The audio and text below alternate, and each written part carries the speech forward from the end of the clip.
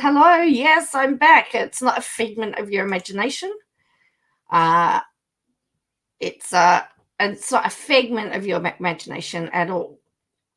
I want to thank you for clicking on this, and if you're able to, pop in and say hello. Sorry, I'm just trying to fix this up here. This one. Okay. So here we go. How are you all? And it's so nice that while I was out and about that Katie Joy didn't go on TikTok, but she's decided that she was going to go back on TikTok again. So here we are. There has been so much go on. There's been the Reddit has gone down and everything. Hello, Heather Christine. The Reddit has gone down and everything, and there's all sorts of conspiracy theories. So this is like her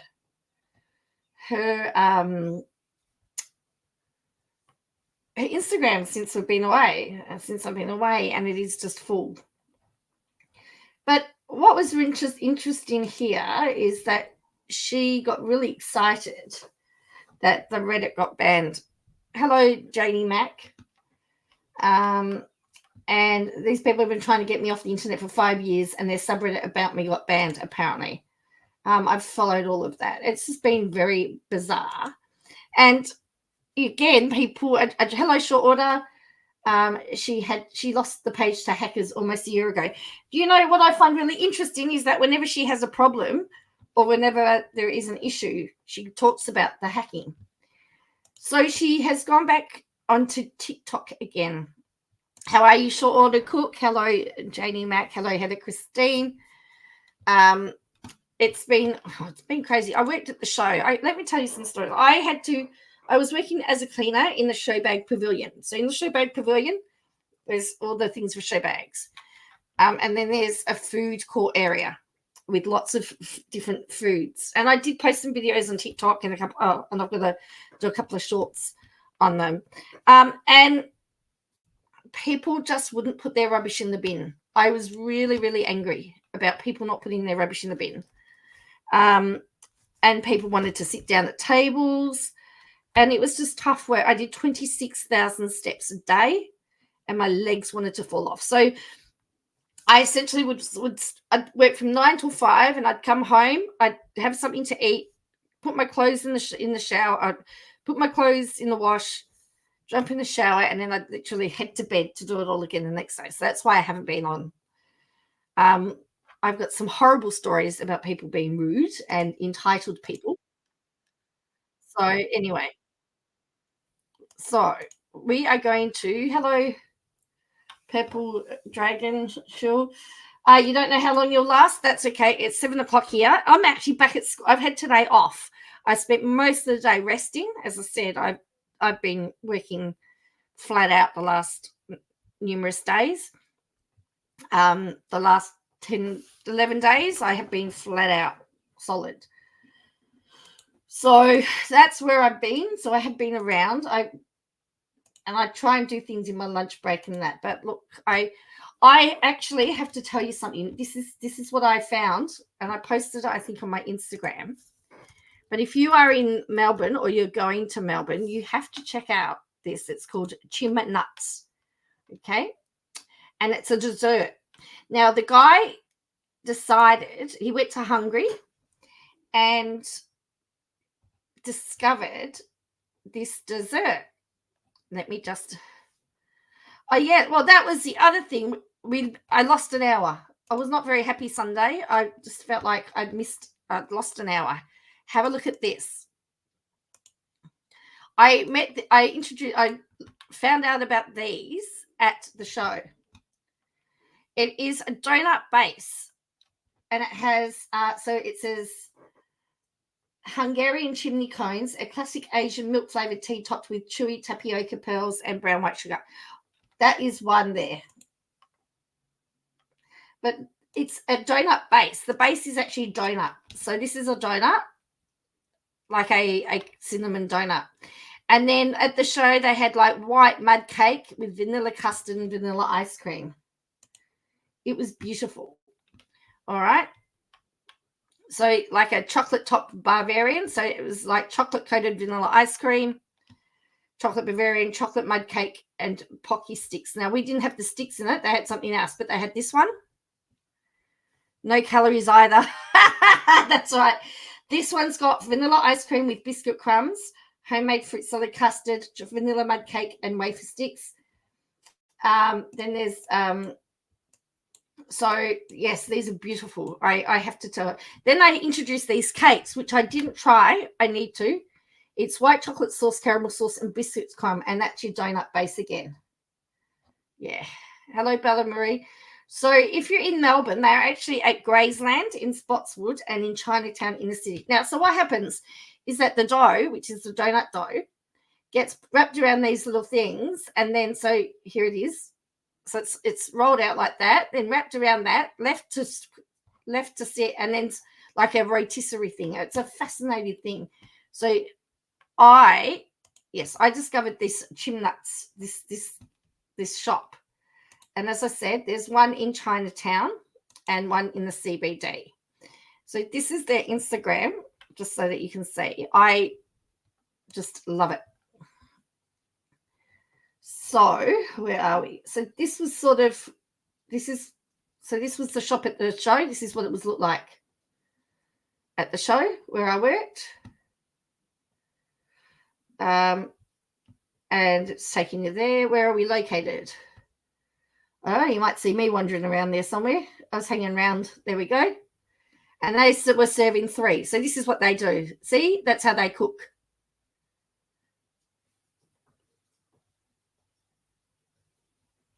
It was pretty nice. It was pretty nice, I have to tell you. Yeah, so it's cooked on this sort of rotisserie thing, on this heat, on this flame. And there we go. And there's the donut. And then it gets filled up. Yeah. Oh, it was nice. I did find the chocolate Bavarian one just a little bit too rich for me. But the vanilla one was really, really nice. So yes, so this is I'm hoping to check this out. I'm hoping to go into the one in Little Chinatown, So I'm going to go check that one out. So there we go. So it's it's something unique. Had never been seen before. So yeah. So there you go. Very, very nice. Hang on. I just saw this on her Instagram a day ago. Cody and Robin Brown play polygamists on television, but their children have joined a non-denominational church called Urban Hope Church in Flagstaff that is partnered with an Assembly of God church called Discovery Church in Prescott, Arizona. The Assembly of Gods are a charismatic Pentecostal denomination.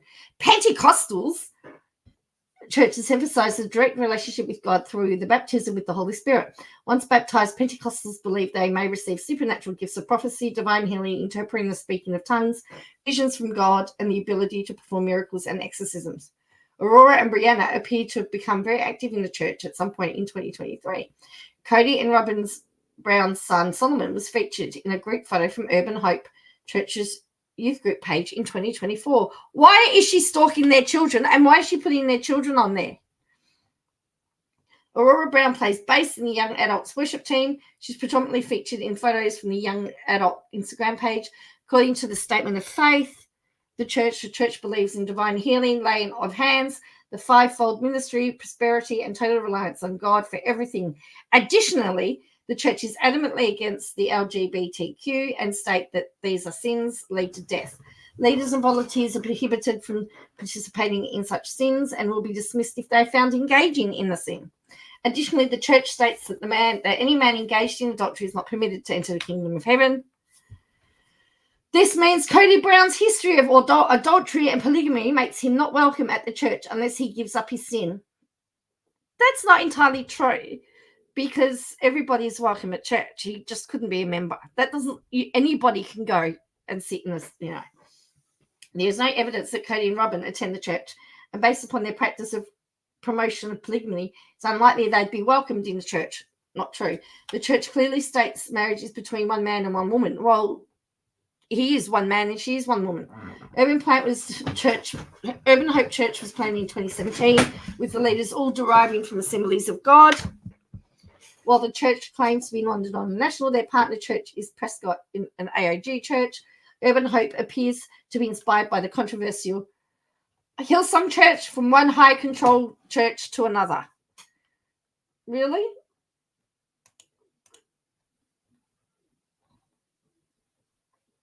Changed one cult for another is what everyone say. I would say high control. It's a Christian church with standard Protestant bylaws. AOG, Baptists all share the same common beliefs. Don't start attacking one's faith. Stay in your lane. But a lot of the kids have all turned their back on the religion they were raised in. That's fine. They are free to do that. So anyway, but again, rather than she's gone and pointed out all the things that she could find that's wrong with what they believe. Okay, so this was her live back, her first live back. She appeared again. So I've sped this up for ease. Okay, so let's have a look. Why is she a penguin? I don't know if anyone's even here. I'm totally, for some reason. Hello? I don't know if anyone's here. I can't see if anyone's here. Oh my gosh, only 6 people are here. I'm never live on TikTok anymore. Only 6 people, at least that I can see. I haven't been live in a while. Hello. This is weird. She's not very happy because she's not happy because she's only got 6 people. Oh, gee, I've got 7 people in my live.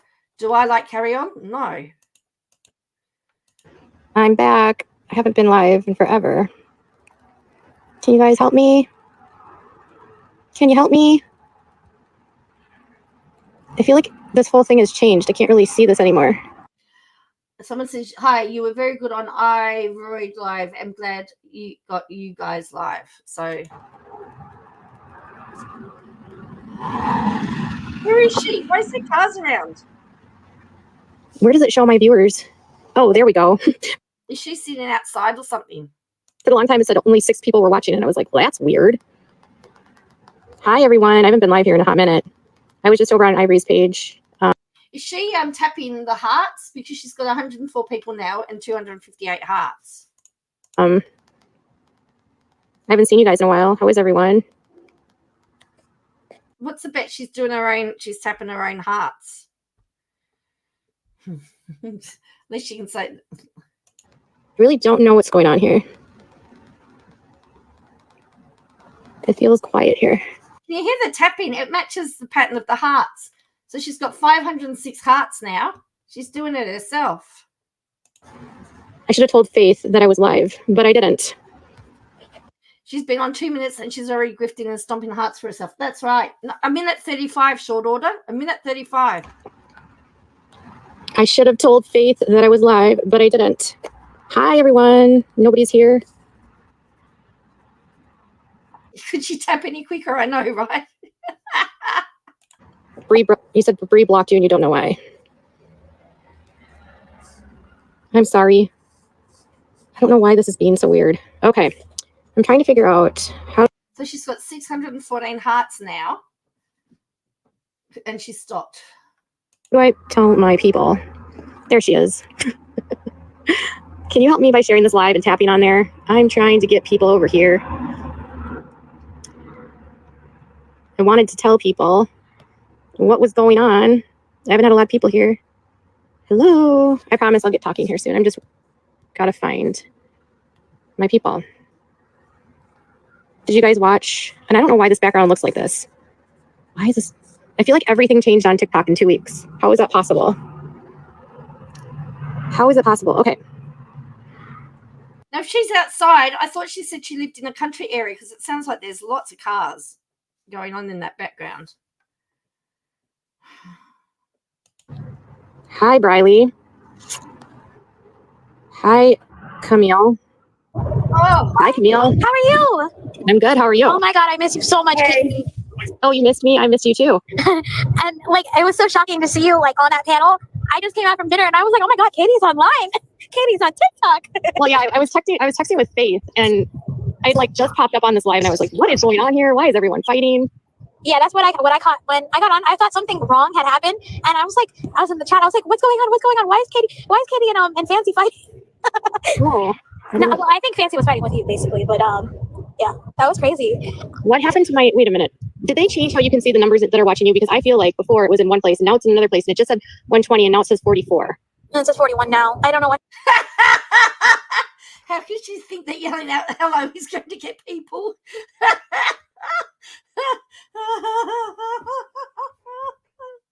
That's right. Hello. While doing her live while on TikTok, she's shadow banning herself. Is she? What happened? What is going on here? Can everyone please, can you guys please tap to help me get to the For You page? I haven't been live in so long that I feel like half the You problem haven't is been that live in a month. I know. And No, that's it's not been a scary. month. It felt like a month. It's been a couple of weeks. It's been since September, past September. We're in October now. Now it's 19. Where is everyone? There was 120 people here, and now everyone's gone. This is really weird. Camille telling her, yep, she's only got 41 villages. She's only got 20 now. Well, remember, if you went into her live to try and work out what she was talking about, all you've heard is her telling you to share the live and tap. Well, that's going to make you stay, isn't it? Hey, Katie. Yeah. Reset. Reset? Yeah. I think you should Okay. go. Okay. Did something happen? No, but if you're seeing a drop like that, I would say to reset. Because you don't know what could have happened, like what could have changed. Until 10 o'clock, they're having that huge live over there about that Carly girl. Oh, Carly Gregg? But I don't share all the same followers as those people. Like, I have my own followers. Yeah. She's more of a... What are those people called again? The housewives or whatever? This is weird. Okay, I'll do something. Like live for like a while, so I don't know if that changes things, but it's like, this is very strange. Hi, Carrie. I think she went off and then came back on again. So to hear that somebody else has got something that could take viewers away. I hope she rage quits because not enough people watching. Well, she apparently went on live again, and Llama Girl hasn't put the clips up, but she's done summaries. So if she hasn't got the clips up, we'll do that. So don't forget, this is Saturday and Sunday. So this is how she spent her weekend. As I said, I've spent the whole last 2 weeks working my little tail off. And I've not touched my computer for 2 weeks. Not been near my computer for 2 weeks. When I sat down today, I had to try and remember how the thing actually worked. I think it does kind of change things. You have to be careful with bots. You know, because sometimes that's what was happening to my friend last night. It's a wonder she's not saying, where's my peeps? Go get them, Faith and Camille. She was live and she was getting a whole bunch of bots and like a whole bunch No, of but like, it literally says 10 people. Hi, Becca. Hey, Jenny. Just let it like load up. Maybe that's because there's only 10 people there. Like, I've got 9. Oh, A little bit. We'll give it a little time and then. Hi, everyone. Where is everyone? Hi, love. Hi, Briley. Hey, Becca. no. We've gone 5 minutes and all she's been I haven't been like about. live in a few weeks, so maybe that's why it hasn't been a month. It's been 2 weeks. So she's just come live and all she's talking about is the fact that there's only 10 people watching her. Whether you have 1 or 100 or 1 million, each person deserves to have some of your time, I think. Okay. In 2 miles, use the right lane to get to 101A. Oh, Are let you me- driving? oh, Oh, no. No, my husband's driving. Oh, okay. Okay. Yeah. This is so weird. Oh, thank you, Bo. You're saying that I was missed, so thank you. I know there was things I wanted to do, but when I got home from work, I couldn't walk, I couldn't move, and I'd jump in the shower, and I'd just head to bed, and my head would hit the pillow, and I was out cold. But yeah, I mean, 26 to 30,000 steps a day is pretty serious stuff. So, but I've got videos and I've got some clips of some stuff that I've done, so I might put it into a compilation for you so you can see what I got up to. So, Does this really happen? Like, there is no notification that you are or were live? I don't have any warnings. I don't have any reasons why I shouldn't be getting people to view here. TikTok shop. You got no notification. It just happened to randomly check. Oh, there's 140 people now. Hi, everyone. Is everyone good? Okay. So earlier today, I went onto a live and I hadn't been live in a while. And I was on a panel with a bunch of people. And I thought that things were being civil. And I thought people were doing their best to be civil. And, you know, I am now hearing that there are people that were on that live being civil, now claiming that I'm such a bad person and I triggered them and I never take accountability and I'm a piece of crap and I'm the reason why she lost her cool on the live and yelled at the chat. It's my oh no.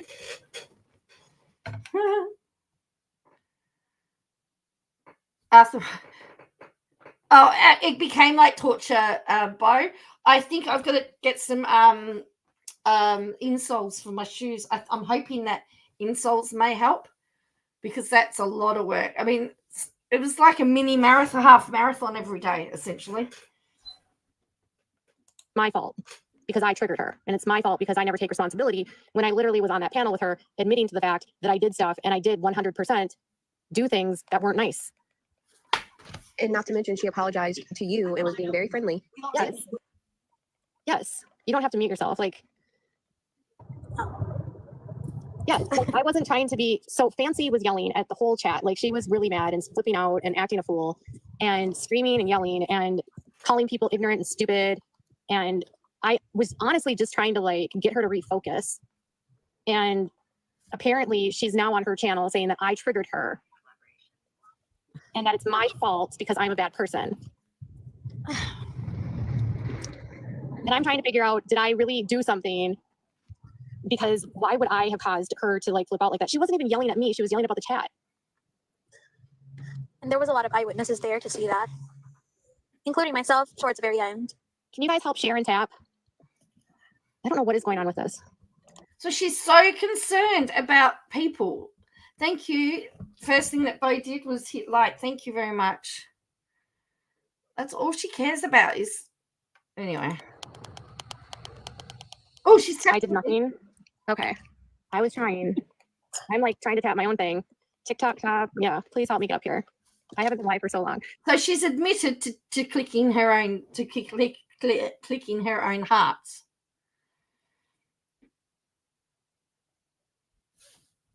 And I had stayed out of all of this for a while because I just was like, frankly, burnt out from all of the fighting that these people were doing. And I felt like it was becoming so toxic. And I honestly just joined because I was trying to be civil. Oh my God. But this is always what happens. What is going on with this? Like, where is everyone? Now the numbers just keep going down. Like they spike up and they go down. Like numbers just keep going down. Like they spike up and they go down. Like numbers just keep going down. Like they spike up and they go down. Like can you please keep going down. Like okay.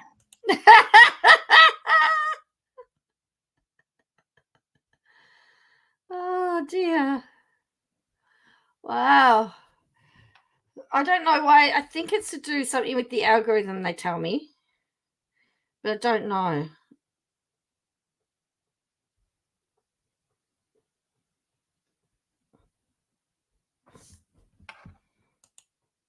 Okay. I don't know where. Okay. It's dropping. It is dropping. I don't know what's going on here. I'm trying, like, I haven't been live for a while, but can you help me get to 10K so I can get on For You? Because apparently nobody's getting notified that I'm even live. Everyone tap and go around a TikTok shop and For You page. Okay. So are you still eating, Faith? I am still eating, actually, so I'm eating. Oh, okay. Was anyone that's watching actually in that live and watching? It says it's a popular live, apparently. Yes, she's so.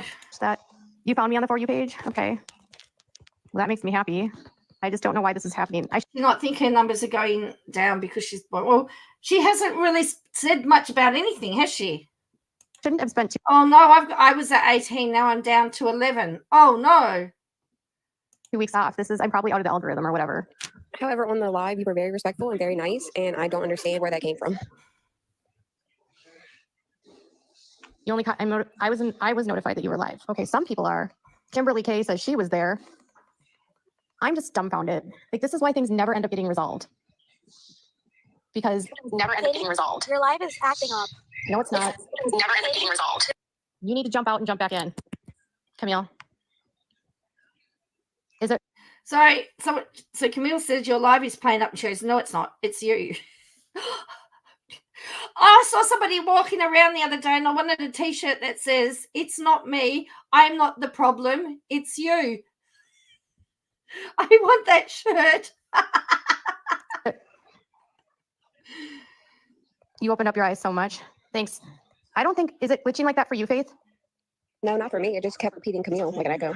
Yeah, I don't know where you been. I went off TikTok for a couple weeks. It's constantly freezing. How is it freezing? I don't know if it's actually freezing because I'm actually not saying anything. So there's periods where I'm being kind of quiet. Okay. You weren't notified because she's blocked you? I will say that she's using your information on the G-Tube on her live right now. Okay. I'm back. Okay, so here's the thing. Like, I always try to be, this is my issue with her, is that every time I try to play nice with her, and I think that we're making progress, this is what she turns around and does. And then she blames me for it and calls me a bad person, even though I didn't do anything at all. And I thought that everything was fine.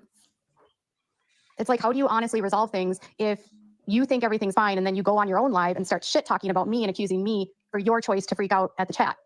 And I was being really, like, respectful. Not only were you respectful, you were also trying to keep everyone else calm. Well, it was like, I don't know who Sarah is. She's a team member, she says. You guys, can you help? Hi, Sarah. Oh, she didn't want to be on. I just got home, so that's why I'm muting myself for a moment. Okay? You're fine. Thanks. So I don't know.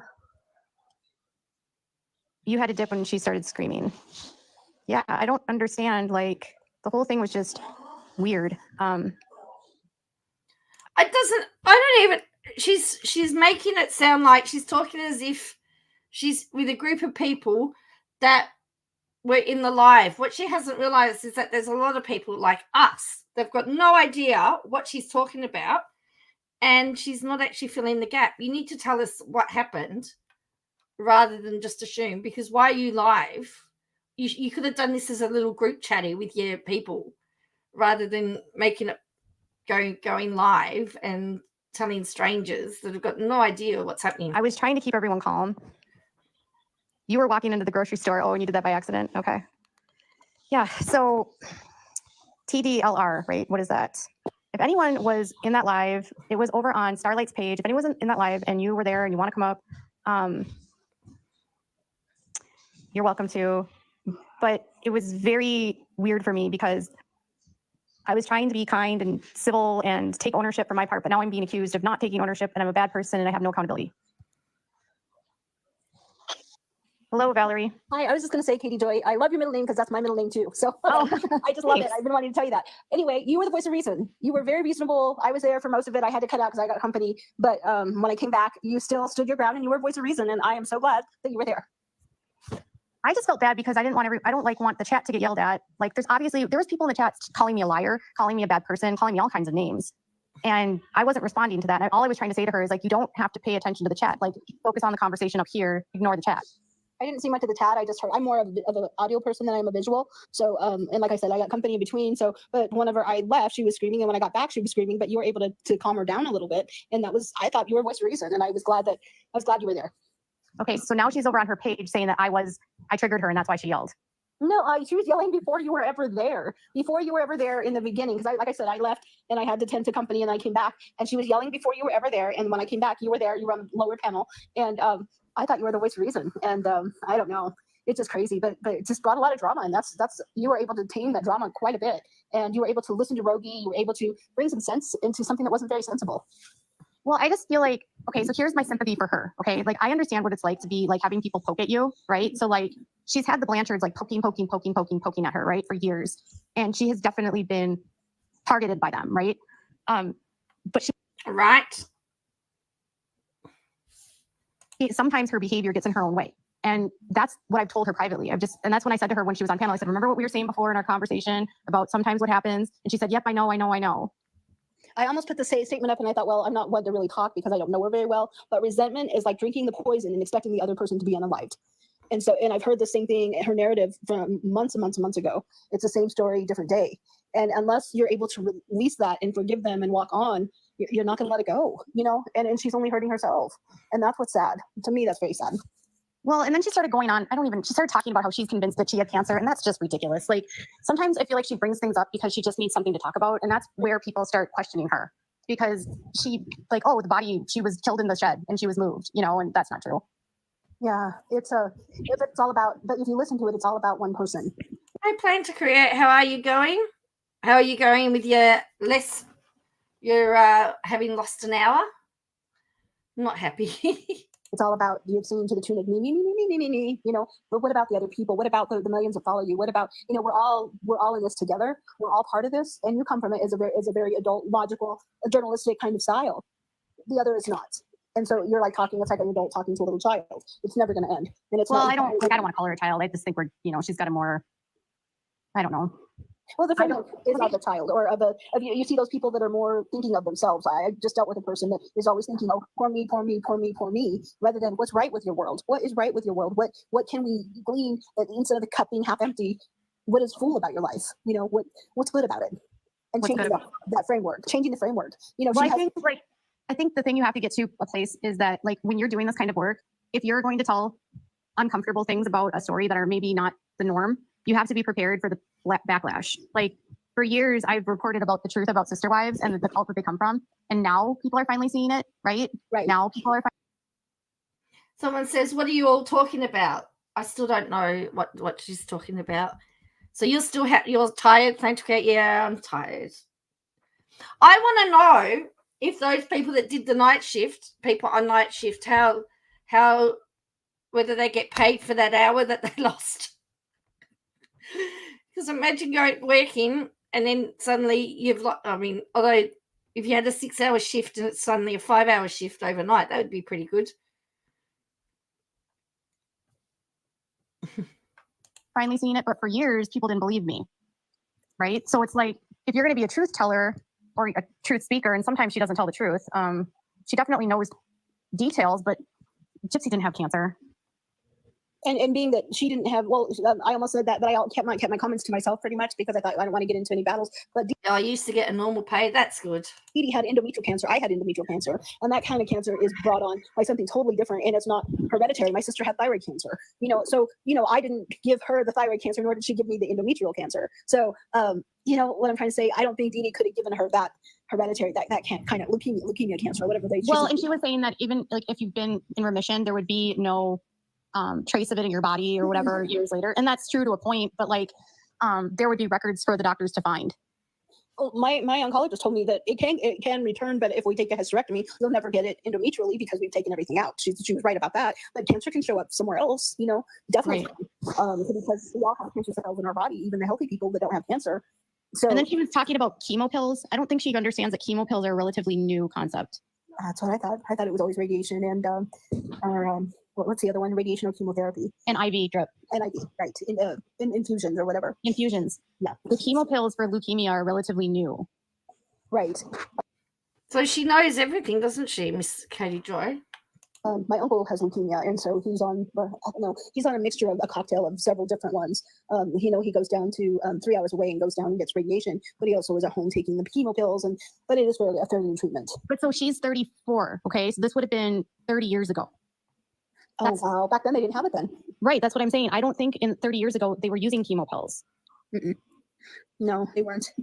So it's I don't know with this whole thing, but I do know that it kind of it wasn't a peaceful engagement in that whole life. And but you brought a peace and experience. Number one, you bought experience. Number two, you have a journalistic mind. You bought that, and you also bought a journalistic mind.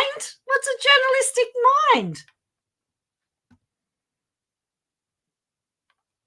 A journalistic mind.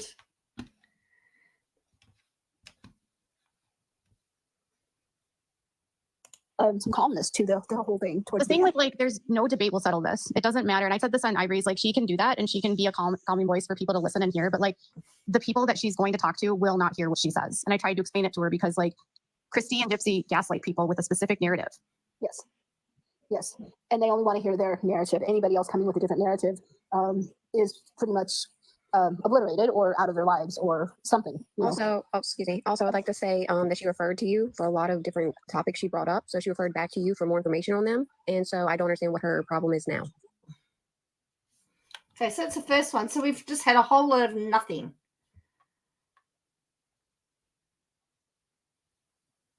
So she on the 21st September, she put out a departure statement that she was staying off TikTok. She said she was struggling with the concept of building an audience. Now this is her second clip. Talking about. Like she would say, isn't this right, Katie? Or, you know, she'd ask your point of view on a lot of things she said while she was talking. So I don't understand what the problem is now. I don't Yeah, either. she did bring you up a lot. And She referred back to when? What are you talking about? Like she would say, isn't this right, Katie? Or, you know, she'd ask your point of view on a lot of things she said while she was talking. So I don't understand what the problem is now. I don't Yeah. either. she did bring you up a lot. And you know what? I find it really funny also that she was in Ivory's live, what was it, a couple of nights ago, talking about how she's starting to do all these different panels. And she's trying to get other creators like to come into this panel and help her out with this panel. So it looks like she's trying to be nice to people to get what she wants out of them and to use them. But that's just a vibe that rubbed off on me. I don't have any hate against anybody, but when she's speaking, it sounds like she's trying to bribe you with this and that and the next. So that's just a vibe I get from her all the time, though. And then she wants to scream at people when they don't like go her way, you know. And it just makes me mad. I don't really like her that much. Everyone's entitled. Like my challenge with her is I always feel like I make progress and then it's like 2 steps forward, 8 steps back. So, you know, But she's totally trying to spoil your name, Katie. And I mean, Camille, this is nothing new. She's been doing this to me for 5 years. I'm not. And Everything comes back to 5 years, right? the issue that she seems to think is that I didn't like her because of the Blanchards, and it's just not that simple. Like, everybody was watching that live. If anybody can say anything about it, they would know that what you're talking about is true. I was there, even though it was for the last couple of minutes. I was there. I saw how she was with you. And then afterwards to go and talk about you like that, it's not nice and it's not right. And she's trying to do it for views. Nothing else. well, that's been going on for years. Yeah. Years. I mean, I'm new to this whole community, right? So me seeing it now, that's my observation. But a lot of things you have said, Katie, have come to pass. And The problem with I don't know. Second swipe at Camille from KJ. I'm going to count them. I think so. She's always actually Camille is so starry-eyed. She's got no idea what she's been what KJ's doing to her. To be fair, but yeah, it's. I don't know whether she got banned from TikTok or what. I don't know. like I can just tell you, I've been in this community for 6 years, and nothing changes. Nothing. Now we're changes. at 6 Nothing years. changes. We're at 6 years now, so we've been at 5 years now. We're at 6 years. yeah. You will never change someone's mind until they're ready to hear it or see it themselves. Exactly. No amount of debating will change anyone's mind. You have to present the information, and then someone has to be willing to hear it with the eyes that are open. But if they're going to be gaslit by what the narrative is that's false, they're never going to see it, and no amount of telling them and calling them an idiot and yelling is going to change their mind. And even if, and telling people constantly that you know everything and you're the smartest person and you know better than everyone else, further just alienates people from even wanting to listen to you.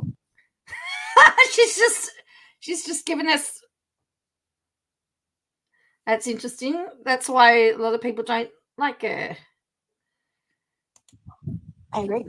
I agree too. Because she's going to alienate herself in a corner like Natasha and Naomi just did recently. And it's all going to come and backfire on her if she doesn't Can you stop. guys, we're going to do, so I didn't do a gift thing. So What does that mean? let's do a gift goal. Yeah, hand hearts up there. Do I what? Hand hearts are up there. Or you want Oh, I have my hearts. Yeah. Oh, that's old. Edit. Oh, your hearts are up there. That's old. That's old, she says. Hello? No, I like your point of view. I didn't, like I said, I came in the beginning and I came toward the very end. And I like your point of view of that. If you keep treating people that same way, you're going to be all alone eventually. And that will be a sad day. And she wants to make friends and connections. But is she really wanting to make those friends and connections? If she's nice to you to your face and then going behind you behind the back and saying some ugly things, I don't think that's making friends. Well, and I just think that with this situation, it's a clusterfuck because like it's a nuanced story that has people that have like, so from Gypsy's point of view, what they want is they want everyone to just shut up and let her live her life. Like, that's why Roby. Short order says KJ's so rude to her, and she's a fan of KJ, but KJ treats her. She puts her down, she interrupts her, she berates her, she calls her a baby, she talks down to her. She really does. She really does. He said, well, just when is this going to stop? They think that eventually people are going to just stop talking. And I told them, and I even told Gypsy, I told her, like, no one's going to stop talking about you as long as you put yourself out public. And I said, you're never going to be well-liked, Gypsy, because of your crime. You are polarizing. There will always be people that do not like you because of what you did. Even if you say it was justified, the court said it wasn't justified. You know, and you can say all day that your mom abused you and that's fine, but that still doesn't change the fact that it wasn't justified. And so because it's not a justified crime, there's always going to be people that don't like you because it's a crime that most people don't want in society. And also, you know, there are people that are abused a lot worse than Gypsy was, and they didn't unalive their mothers. You know, they went to the system. I'm thinking of Dave Peltzer, who wrote a book called The Child Called It, whose mother was schizophrenic and he was very abused. And he grew up and became a normal person and even started counseling people. And his story is tragic, but in the end, he healed the best he could, and he also helped heal others. So there's differences, and she took a route that probably wasn't a good route, unfortunately. Well, the problem with Gypsy, at least in my opinion, is that some people that are victims of crimes, or some people that are victims of childhood abuse, there's like, you know, there's like that nature nurture thing about growing up. Yes. And like some people that are raised by like people that are sociopathic and narcissistic are the exact opposite of that, because they see like how that their caregiver was, and they're like become more codependent. Yes. And they're not narcissistic. And then other people, if they're like, you know, like how narcissists triangulate, and if you're the golden child, you're at risk of then also becoming a narcissist yourself. Oh yeah. So if her mom was narcissistic or sociopathic, she had to have been to do this grifting for so long. Mm-hmm. Gypsy would have been the golden child because she was doing all of this to benefit Gypsy, even if it was wrong. They were doing all the stealing so that Gypsy could have a good childhood and go on trips and get free stuff. And so Gypsy was like spoiled by her mom. And being a golden child actually makes you at risk for becoming a narcissist yourself. That is true. Hang on. And get free stuff. And so Gypsy was like spoiled by her mom. And being a golden child actually makes you at risk for becoming a narcissist yourself. That is true. Is she just saying, giving us the reason why she's one? Look at Josh Duggar. Yes. Yes. He was treated the exact same way. Completely golden child, can do no wrong. People always make excuses for their behaviors. Mom and dad completely build them up. They're like the perfect child. But she says that her brother was the perfect child. And she had the whole society telling her she was the perfect sick kid, you know? Yep. And felt sorry for her and all that kind of stuff. Yeah. I know, I'm sorry, it's hard for you to read comments. So I think she would have to actually believe that there's something wrong with her. And let me see if I can change this background. Give me a second. Like your little, whatever that is, logo. Did you get it changed? I have never seen that before. Let me see if I can change my background. Hold on a second. Hang on, I don't know how to do this again. Did you make yourself bigger, or where the black is, or a little? No, I don't know how to, like, hold on. I mean, you can hear Toad and V in the background. Let me see if I can change my. So they're you can hear them. So obviously they can hear her. Your picture? No, I'm gonna see how I'm gonna change my. See if I can switch. There we go. That should be easier for you guys. Yep, there you go. That should make it easier for you guys to see your chat. I was just trying to change the box so it looks different. You're welcome. Thank you. Okay. So much better. You're welcome, Susan. Okay. So yeah, I was just, I don't know. I tried to stay away. I was like, Faith had a baby, so she had her baby boy, and yeah, so she's got. You can tell everyone had her little baby. Yeah. She said that I've been checking on her frequently. Like, so knowing that she was going to have a preemie, so I knew she was going to be having a preemie, and I didn't want to go live when she was gone because I don't have a ton of moderators, and I didn't want to like make her feel like she had to be on TikTok right after she had. Now, so she'd said that she couldn't build an audience, and she was about toxic. Now she's saying that one of her mods had a baby, and so this is why. Baby, you know, when she was in the NICU, and I want to just give them space to like have the baby, and she's been home now a couple weeks now, right? Faith? 2 weeks. We stay in the NICU for 4 days. Oh wow. Yeah, so she's been home now for 2 weeks. So they needed a little bit of adjustment because she has 3 other kids and she's got a little toddler that's needy mama and having a hard time adjusting. Yeah, now she's blaming. That's right. She's blaming. How dare Faith have a baby? Giving the baby stink eye. Yeah, real hard stink eye too. Like it's a battle every day. Thank you guys. Boy no more. I'm happy that you had your baby, and I'm so happy that the baby is healthy and happy and doing well. Oh yeah, he's doing well. He's getting big already. Thank you guys. It's a boy. Oh, now is the toddler a girl or boy? It's a she. She's It's a girl. Oh yeah, she's not a girl no more. Little baby is. I remember that. I was jealous of my little brother. I pulled his hair. I was the oldest child, and he was only a year and a half older than him. And I would pull his hair until he was 6 or 7, and he beat me up really good one time. Never pulled his hair ever again. So I was mean. I was a mean older sister. Yeah, she's just having a little bit harder time to adjust. She was because between her and my second child is 6 years, so 5 years. I think 5 years. So she was used to being the baby for a very long time.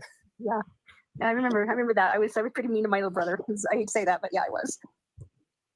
But we Okay, were so while I was gone, apparently this has just been the norm of everyone fighting. Kept Katie very updated as she's checked on me. Yes, everybody has been fighting and getting doxxed supposedly, which is they didn't even really dox, but a PO box is not really a dox. But what I'm saying is it's been a rough week. It's been a crazy week with the whole thing with Ivory getting her share. Well, you're right, and I'm waiting to find out that she's going to tell us that Faith's child wasn't ever as sick as hers, right? Of things that she didn't deserve, and then everybody just fighting amongst each other, and then everything that you say about all the certain people that you talk about came to pass. What are you talking about? Oh, Naomi is all on her own. Yeah, because apparently Ivory unfortunately had a stalker. I'm not allowed to say that on here. So no, it was a friend who knew her from high school. Decided that he wanted that Ivory was helping him out with views and being creator and all that kind of stuff, right? So you guys keep tapping on your screen and help me get to 100K. Afterwards, something happened between Ivory and this fella, and he decided that he was going to harass her and try to dox her children if she didn't apologize for something that she didn't blatantly do. And he made harassment tapes and bullying tapes online and posted them and then took them down. And then he went live to try to defend himself, and he couldn't even defend himself. And his supposedly his screenshots of everything was really, really small, so you couldn't see anything. And he was talking for a really long time about nothing. And then towards the end, he was trying to threaten her again on live. And then Ivory went and she was like, well, if that's the way you're going to be, then I'm going to get the authorities involved. Well, that's right. Camille could have been there. And what about all her mods, Jessie Bear and everything? And whatever. And then Naomi doxed herself on live, supposedly. I didn't see this happen, but that's what I heard. Yeah. So it was everyone wait, but okay. I feel bad for Ivory. She's obviously got a lot of kids, and this isn't her full-time job, and so this isn't what she's used to, and that's not. Unfortunately, if you grow as a creator, people develop parasocial relationships with you, and even if it's someone from your life that's you haven't seen in 20 years, Valerie,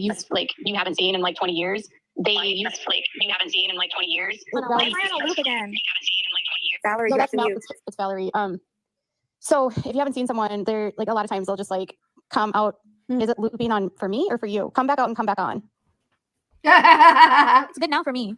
I just was hearing it, and then I was a little nervous because it was starting to sound like the last time. That was Valerie, though. I think Valerie needs to come back out and come back on. Okay. Nathalie, it's all good now with Valerie on mute. Katie's fine. Okay. So, yeah, I don't know. Sometimes it happens with people, but yeah, unfortunately, if your channel, if you start growing as a content creator, there's people that develop parasocial relationships to you, and they feel a sense of connection to you. And I had to learn the hard way that you need to be really careful with who you interact with. You can't be friends with all of the people that follow you. And there's an imbalance if you're the content creator and it's a fan, because they're coming to you because they're your fan, right? And you don't want to abuse that power dynamic. And that's not what happened with her. But unfortunately, people develop these ideas about you, and it even can be someone from your former life, in her case, and they want her to do something and then they don't do it, and then they retaliate.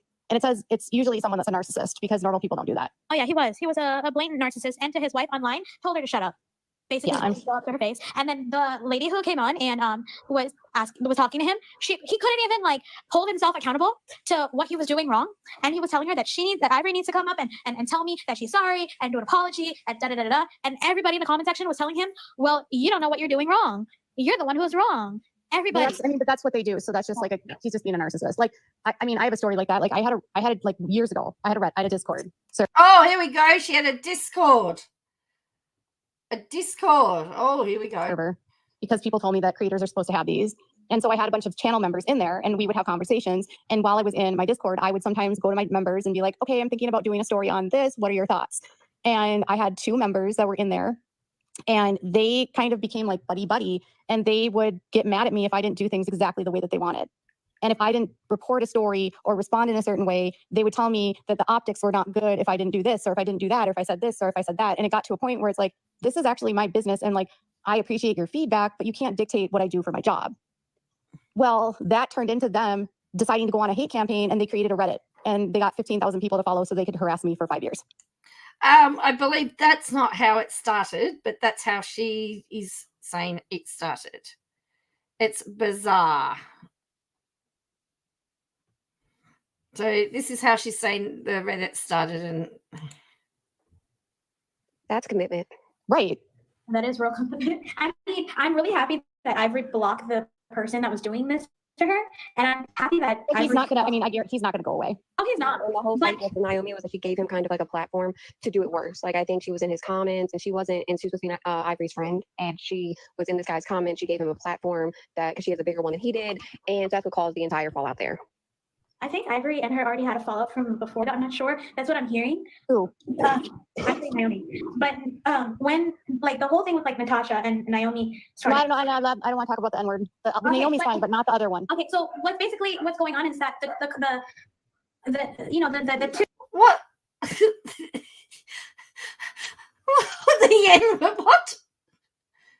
Oh. The two of them are on that one side, and then Ivory and Asian Jen and Jackie, they're like on the other end now. So they're separated themselves from those. Well, I could have told Ivory Rose to like stay away from Naomi from day one. Yeah, but she finally is now seeing the bigger picture. But now, the screamer from tonight, she's trying to meddle into Ivory's side and trying to get Ivory and Jen and all them to like be on like with her now. I don't know. I don't know what's going on with that. It bothers me because she's acting nice to them to get what she wants. And I can see it. Like she definitely, I don't know if I missed that she went on the panel with Ivory and you, because I was in the car and I was trying to like converse with my husband. But I thought that like she typed, the last thing I saw is that she typed something in the chat. Ivory told her that she can come up on the panel. And then after that, I was just like, I don't know if I want to watch this anymore. But I don't know if she did. She never came up. Yeah. But Ivory is over. See, she was watching herself because she didn't want to come up on the panel again with you to show again. And then she went and talked about you behind your back with everybody who can see what happened. That makes me mad. That's why whenever she's in a room with anybody, I watch every word she says. I don't trust her. I do not trust her. Like so here's the tea. Like she came when I finally turned and spoke out against them. She was like, I'm so glad that you're finally there. And she kept coming into my DMs and she was being really nice and being very peppery with her language. And she kept trying to say that the reason why I didn't like her was because of the Blanchards. And that's just not true. Like I have my own reservations about her because of her behavior. It has nothing to do with the Blanchards. Like there's definitely things that like they said about her that are not nice, but like my opinion of her wasn't heavily skewed by them. Right. Like it takes me like. Does anyone actually understand what's actually happened? Because this just sounds like gobbledygook. She flips constantly, and I don't like that. So it's like she comes in there and she's like, okay, Katie, here's the thing. We need to have a talk. No recording. No, I won't show any text messages. I won't record it. No cameras, nothing. Just you and me on the phone, blah, blah, blah. And I said to her, no. And I explained to her why, because she was associating with certain people that I didn't want to associate with. And she said she understood. And I said, listen, like if you don't associate with that person anymore, maybe I'll think about it again, but I'm not going to make you not talk to that person, right? But it was that. And then the next day she was like, Katie's a traitor. You can't trust her. She's a horrible person. I don't know what an RT is. Your mom an RT? I don't even know what that means. Recovery therapist. What? That makes sense. You're asking for me, recovery therapist. No one knows. I think that's correct. My mom's like, my mom is tired. So, but like, so the minute I said no, I wouldn't talk to her, then she went on to her live and told everyone that I'm a piece of shit and I'm a liar. And I put out her mugshots and I'm a terrible person and I only do this because Blanche told me to do this. And like, I never apologized to her and I wouldn't apologize. And I did apologize. I said I'm sorry about it. And she says, I never take accountability. And then I do. And then, so then come back and then she'll try to kiss my ass again and she'll try to get me on her side again. Right. And it's like, I have to walk on eggshells with her all the time because then I think, okay, fine. This is the time you're going to act like an adult and we'll be fine and everything will be good. And then it's like, on that conversation, she was coming to me and asking for questions and saying like, isn't this how you think? Isn't this what you know? And I'm like, yeah, yes, sure. And I was answering her questions, you know? And so She's using information, and that's what she's trying to do to you. I'm glad you didn't sit with her on the phone and try to get a record. Like, she could have gotten a recording out of you without your permission. Well, that's not why I did. I'm talking about Fancy or April. Yeah. I don't want to have a conversation with her because but see, then what happened is then I didn't want to have a conversation with her. And so then what she did is she bombarded me when I was on somebody's live. Gee whiz. Oh dear. All right.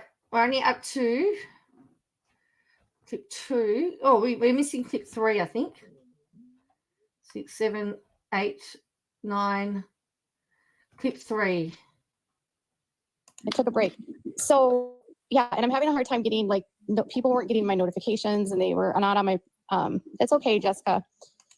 So anyway, I'm like, she bombards me on either Sir Morbid or on somebody else's live. And then she just goes around on TikTok on everyone's panel. And all she did was talk shit about me for like a month about what a terrible person I was. No, I mean, like, I don't care. So when I'm up there, so she doesn't care, but all she's done is for the last 40 minutes is talk about how much she cares. I'm just trying to, again, play nice. And then she's saying that I triggered her. Yeah.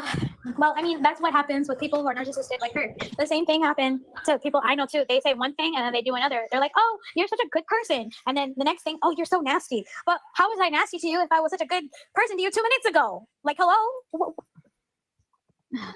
I don't know. It's a lot of things like. Oh, thank you, Amber, for the corgis. Yeah, my gift goal are corgis tonight, friends. The drama that people give just to get views or looks or whatever you want to call it, it's.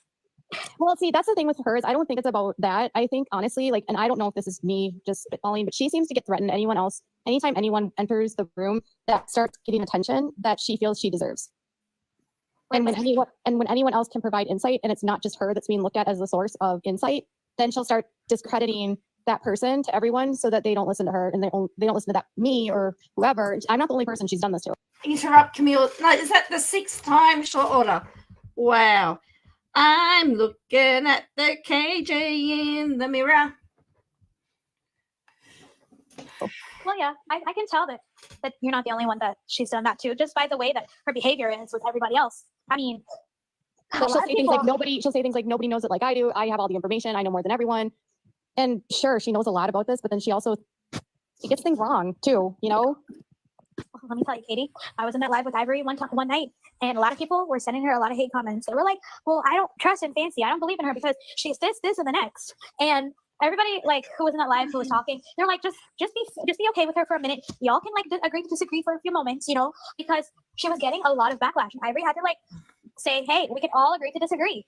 Oh, wait, hold on. I actually want to bring this person up because this person, I was told, was being really nice on my panels, but was jumping back and forth to other people's panels and talking about me. So I'm just interested to see if this is true. Oh, okay. I'm glad you're back. Thank you. Hi. Hey. So I have to ask you, I was told by people that you were playing nice with me to my face, and then you were like running on other people's panels and in chats talking about me. No, I don't ever bring you up. Like, I have seen like questions and like people's comments and them asking like where you've been. But I've never said anything about you on anybody's panels. Never. Oh, is this the right forum to be doing this? Shouldn't this be a private conversation that you do with somebody? This is shaming somebody. Okay. I wasn't sure. Like, I hear a lot of stuff, so I don't know like if what I'm hearing is true or if it's just like people are just like talking and you know what I mean? No, I mean, the only person I don't like on this whole freaking app is Natasha. Like, and I make that very clear, but no, I haven't said anything about you. Did she get her PayPal back or no? I don't know how that's working. I'm I think she had a Cash App going now. The last time, because I blocked her before I looked at her bio, it said Cash App now. So yeah, but like on her PayPal to get paid through TikTok, I think you have to have PayPal, right? Yep. I think she just probably opened another one. Maybe I don't know. I know she lost her big account, and now she changed her backup to like the true crime with Natasha. Wait, she actually lost that account? Yeah, it got banned, like permanently banned. Oh, really? Yeah. For what? I'm gonna assume bullying. I mean, the way she talked to people. I mean, she's just vile, man. Just vile. Yeah, so like here's the thing, like the Natasha and the Fancy like bullcrap that goes back for years. And yeah. It's like they're cut from the exact same cloth. Mm-hmm. Yeah. I mean, I watch Fancy because I do like some of her content, but as far as like being one of her like diehard, I don't diehard watch her. Like, but I've seen her on a lot of different panels here lately. And I don't know why. Like it's very odd panels. Like like she was on Dark Times panel, and he just started his lives, and I was like, what is she doing? Like, why is she? I did see that because Yeah. Dark Time keeps inviting me to his lives to be Yeah. on his panel, I know, and but- I'm like, I don't want to be on really anybody's panel because I'm not like a panel person, like I'll be on Katie's panel, but I won't be on anybody else's panel. Yeah, he every time I go in there, like I was driving the other day and I was just listening to it. I was driving, and as soon as I went in there, he tried to. I mean, they go with the conspiracies, and I just don't want to listen to all that mess. I just don't because it's craziness. Like I said, she's trying to get people to come onto her stuff so that way she Yeah. can get people on her side to do whatever she wants. Because she's starting some new things with Carly Gregg now because she's like trying to wean off of the Gypsy Rose train to go on the Carly Gregg train. Oh, I want to say something. Like, she literally said she didn't speak about Gypsy for 5 years, and she's lying through her teeth. But Nancy has been talking about her the whole time. Yeah, but in other lives, she'll say, I have been on this continuously for 8 years or 9 years. Yeah, she's just like, the thing with her is that she like sometimes will tell the truth, and then other times she just flat out lies, and that's why I can't deal with her. Yeah. And I dealt with her for 5 years. So there's a lot of people that haven't had a conversation with the creator several months ago, and I was trying to explain to them, like, you have been in this for 2 minutes. You don't understand this world. Like, Yeah. you have to understand the nuances of the people that are in the story. Right. And and I'm not trying to play expert here. She's now currently doing what she accused everyone else of doing, isn't she?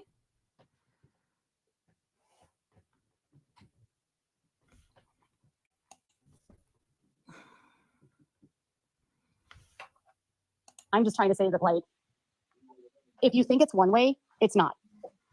Yeah. Everything is different than what it appears. And the police said that things are not always as they appear. Yeah. And that's true. And that's true for Nick. And I will never be ride or die. I'm on Nick's side. I'm not on anyone's side. Right. Well, I mean, I do like that they're doing the rally, and I'm going to go to it. His family It's not doesn't because I want him out. His family doesn't want the rally. Well, Why does no one respect his family? because they've never verified. Like, It's from Bobby. I'm in a group with Bobby. It's him saying it. I'm literally in a Facebook group with Bobby. He has said it. well, I don't know. I mean, Why is she getting upset?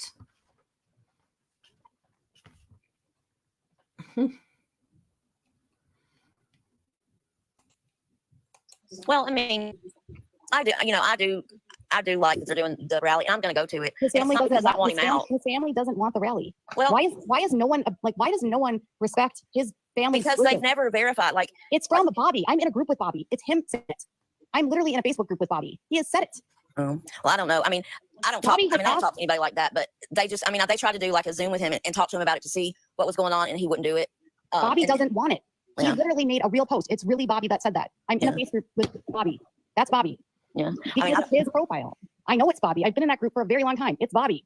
The family really doesn't want it. Matter of fact, they said that if anybody wants to help Nick, they can add to his commissary or something like that. That's actually going to do him good while he's in. The rally will do nothing. Yeah. I don't even think it's appropriate because It's completely inappropriate. and yeah, it's actually kind of gross to help. I mean, I know there's certain creators that like are for it, and I don't have anything against them. I love them with my heart, Yeah. my whole heart, and they're very nice. But I don't agree with it, and I have actually said it before, and a lot of people came after me. But I don't believe that he actually needs that because he doesn't deserve it. He doesn't even want a new trial. Well, I mean, I guess the lawyers did get, like, they put in for it. So, I mean, that's the No, they best time to haven't. do it. All of their appeals have literally been, he's done. Yeah. Nothing new has happened. All of his appeals are exhausted. Like, this is the thing that drives me, and I'm not mad at you, Jessica. I'm just like annoyed at the Well, I mean, situation. I'm not the one to be mad at because I'm it's not not. me doing it, you I'm know? not, no, I know. I'm mad. I'm annoyed at the situation because people act like this is just some sort of made up conspiracy. And honestly, like, if I was going to be like on the side of NPG Cornerstone, Yeah. I agree with them. If these creators don't care, they don't care about Nick. If Nick is saying, I don't want this, don't do it. Yeah. How does that help Nick? It just causes a scene. It's not going to change anything. A rally will do nothing.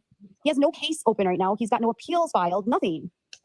I mean, I don't know, like, I don't know all that, the back, like, behind the story or whatever, like the behind the scenes. Well, then you should, I mean, if you're going to go, you should probably know that. That's what I'm saying is, like, if you're Yeah. going to go, know that the family doesn't want this. Yeah. And then, that like, then you got other creators that are saying, like, oh, well, you're Wowzers. Yeah, unbelievable, right? Oh, going to get arrested if you go. And, like, I don't understand all that, like, takes it that extreme. But, I mean, I don't know. Like, I'm not the one doing it. Like, I'm not the one doing, like, the big person. I'm not even a creator. I mean, come on.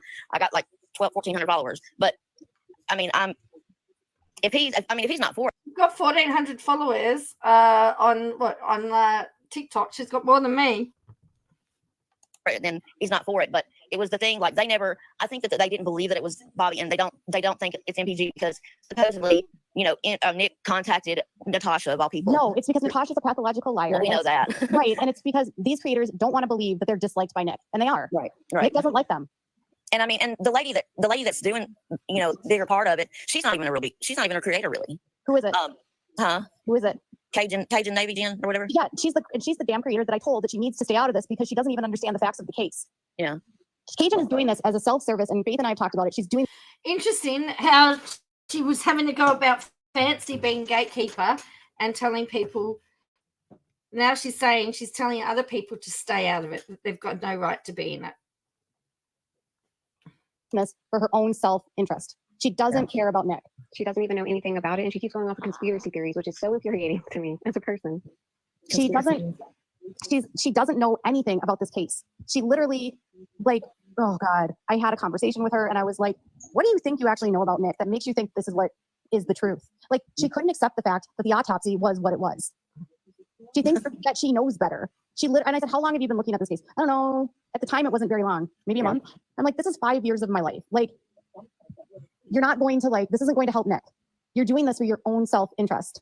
I mean, Ivory and all of them are they're interested in it. They're talking about it. They're hyping it up. I have nothing against Ivory. Like I said, she's very kind and she's very reasonable and she's very fair. But I don't agree with the situation. So when that topic, okay, hold on, Andrew. No, Jen actually doesn't know a lot. Jen doesn't know a lot about this case. She doesn't. Well, there's also people that she's like asked her to help with it because I guess she knows a lot of people. So now, she's not happy, is she? Yeah, she also is a pathological liar about that too. No, I don't know, but I'm just saying, like, there's other creators that's behind it as well. I don't support it. I know one of them, like she left or whatever, but I don't, Cash or something. What's her name? Something like that. I'm not trying to be, when I say this, I'm not trying to be like fancy and say like she doesn't know. I'm trying to say like she really doesn't know.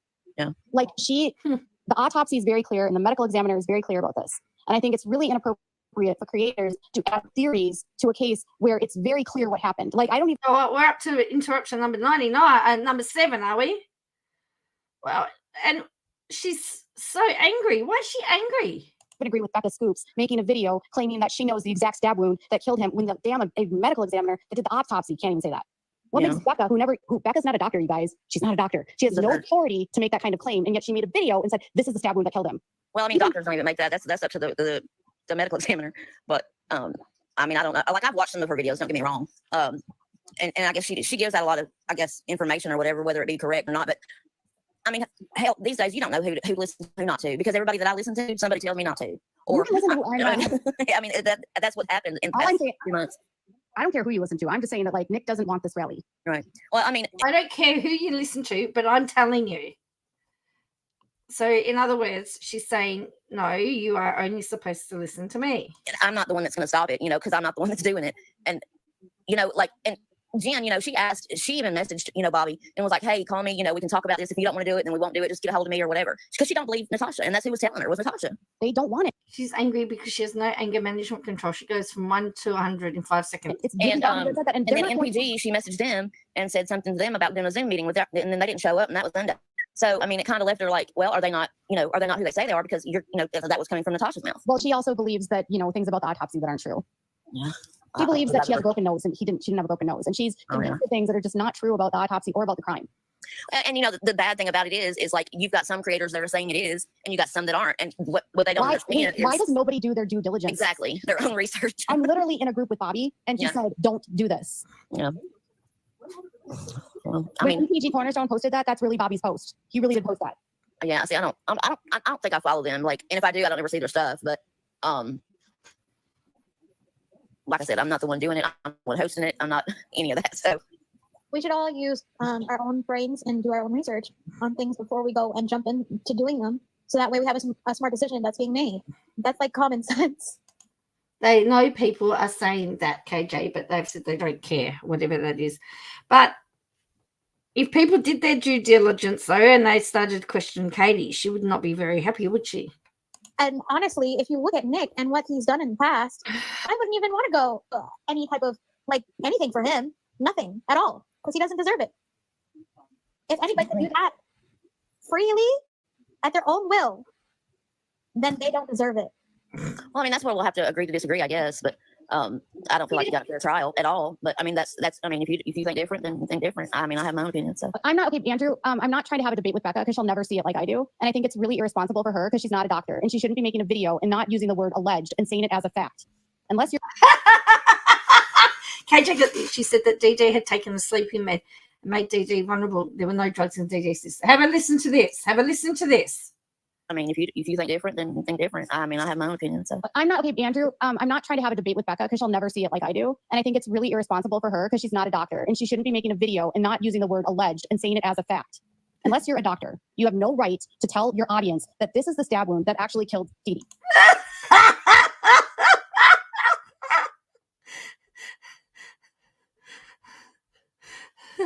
Oh no, she I've got to listen to that again.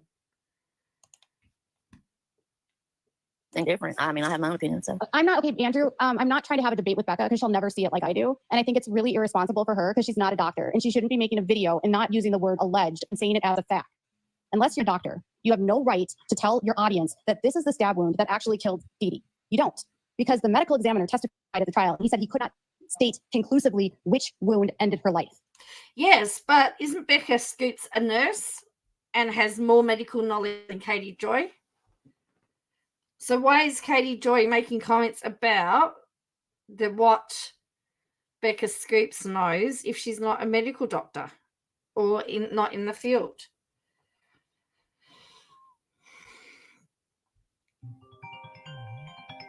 Guess who's just ringing me? And to make a video and act like you had the autopsy, and like you were there handling her body. And you know exactly when you're not a doctor, you don't have the training. And she always says she has sources and shows none. So she's a creator that showed up out of the blue, and her source is, trust me, bro. And she, trust me, bro. She doesn't show sources either. Hi, Harrison. So, I mean, you've had this conversation. I also pointed out why I have my own speculations against some of the stuff that she says, because I told you in the text that it was just so, it didn't make any sense about like the DNA test thing, about how she said it's dangerous. Andrew, why would some no name who had no following have sources? That's because her sources are from the ones who worked with the case. So Katie knows best, correct?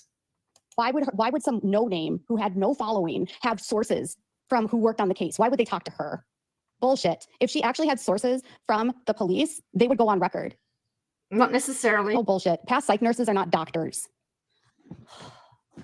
People just like her literal, like Becca Scoops, literal, her sources are trust me, bro. Trust me, bro. No. Why would these police officers talk to her? She's no one. You think they're going to talk to some YouTuber that had no channel and they haven't told this to the media? Why would they tell this to Becca?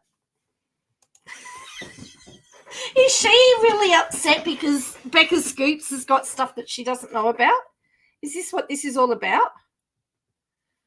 She's really angry. Someone says Becca Scoops makes sense. Oh, they're going to get blocked. Becca watches other people's content and uses that as her source and then pretends like she has a source. She literally spent 20 minutes using a video from Fancy's work of an officer that Fancy interviewed for her video. I don't believe for a minute that any police have spoken to her at all. And I don't like that Becca ignores every single nasty thing that Nick said to Gypsy, because if you read those text messages, Nick literally threatened to kill himself if Gypsy didn't do what he wanted immediately. And you can't tell me that's not manipulative. TikTok shop is great. It's a wonderful place to be. Everyone type in the comments, please. Do you think that's normal? Like, I don't.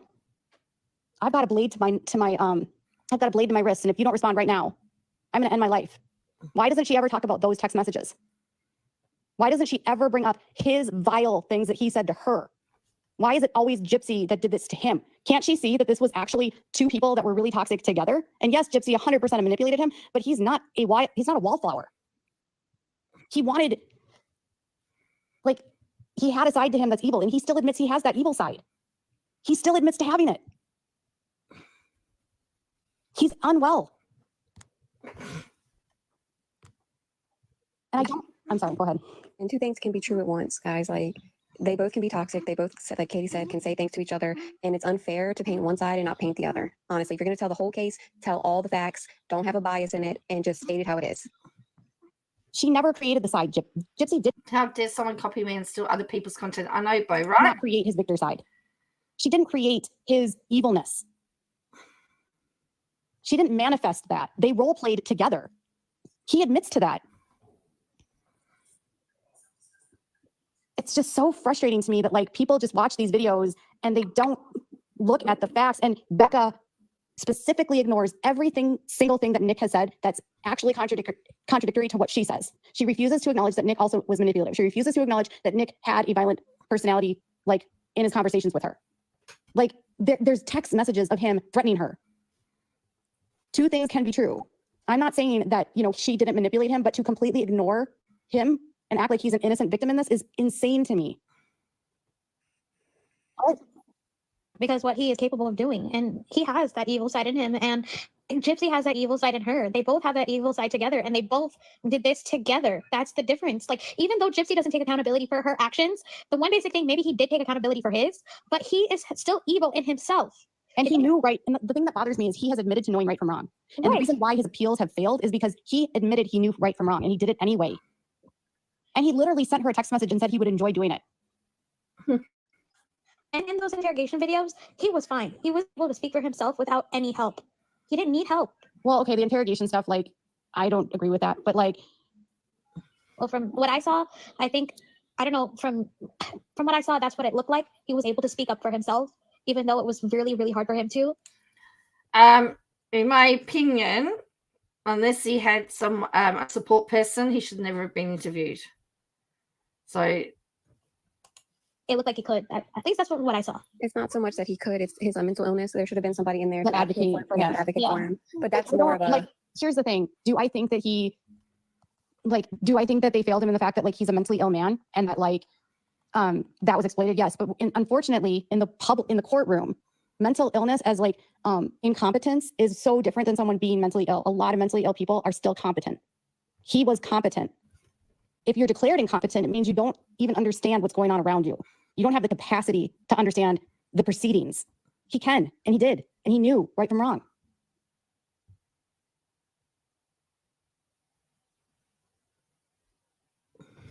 you finally got through that.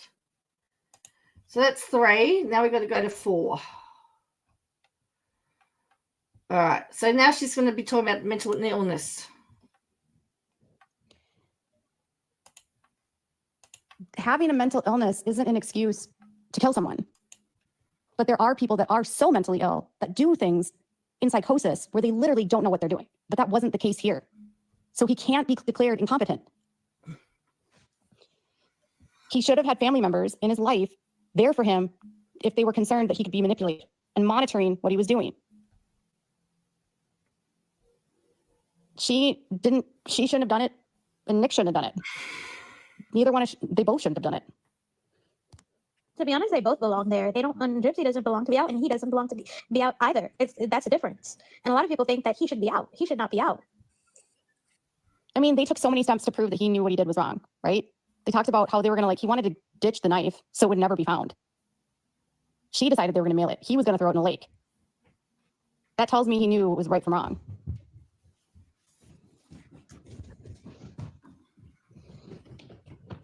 I wouldn't want either as my neighbor either. And Nick doesn't even care about the people that are advocating for him. He doesn't like any of them. He doesn't like Cajun Jen. He doesn't like Natasha. He literally hates Fancy. Hates her passionately. How does she know all of this? Where's all of this information come from? How does she know that he hates all these people? Because at the moment she's doing exactly what she's complained about everybody else doing, saying stuff without. Nina hates these people because if they actually cared about him, they probably wouldn't be doing this. And where were these people before Nick was released? Half of them weren't doing this. Huh? Where were they before Nick? Nick hasn't been released. Hates Nina, hates these people. Because if they actually cared about him, they probably wouldn't be doing this. And where were these people before Nick was released? Half of them weren't doing this. Before Gypsy was released. Why do they care now? A lot of them care because they hate Gypsy. And they hate Gypsy so much that they will ignore the truth about Nick. And that's, to me, is wrong. And I will literally never be someone that ignores the truth. and be blind to the truth. Yes, me and Katie literally just texted about this like 2 days ago. And that's exactly what we said too. Yeah, like I cannot like Nick and I cannot like Gypsy, but I'm not going to ignore the facts so that I like Nick more. And this is why Gypsy calls people haters, because frankly, they're doing hater-like behavior.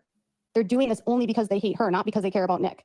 If they actually cared about Nick, they would be considering what Nick wants right now, and Nick doesn't want to rally. That's my opinion. Okay, sorry, I went on a tangent. It's okay. We love your tangents. At least I do. I was feeling like just heated there, like You need to let it out too. You know, you haven't been here in a while. I just get frustrated, like I think people forgot, you know, like they just forgot everything about what happened. You haven't been here in a while, so they just were on their own planets. So, well, you can't reason with people that don't want to deal with the facts.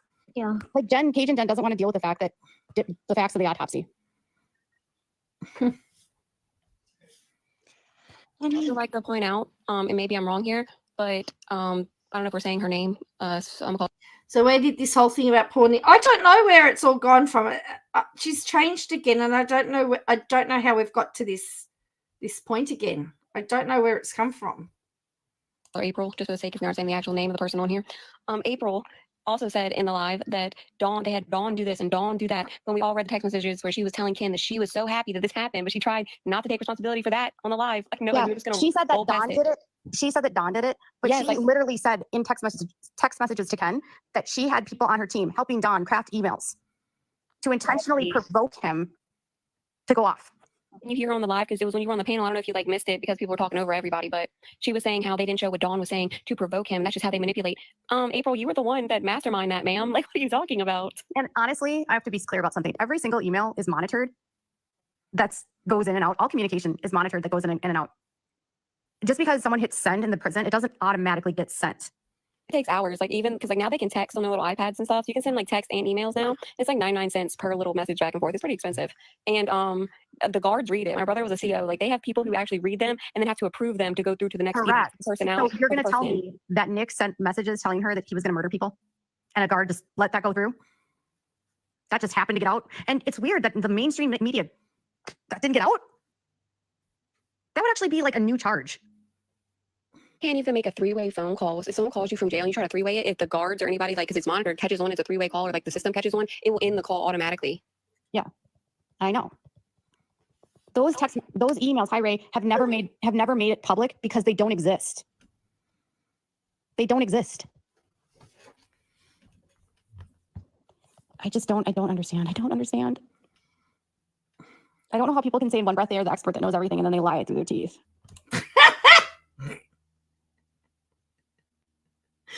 Oh dear.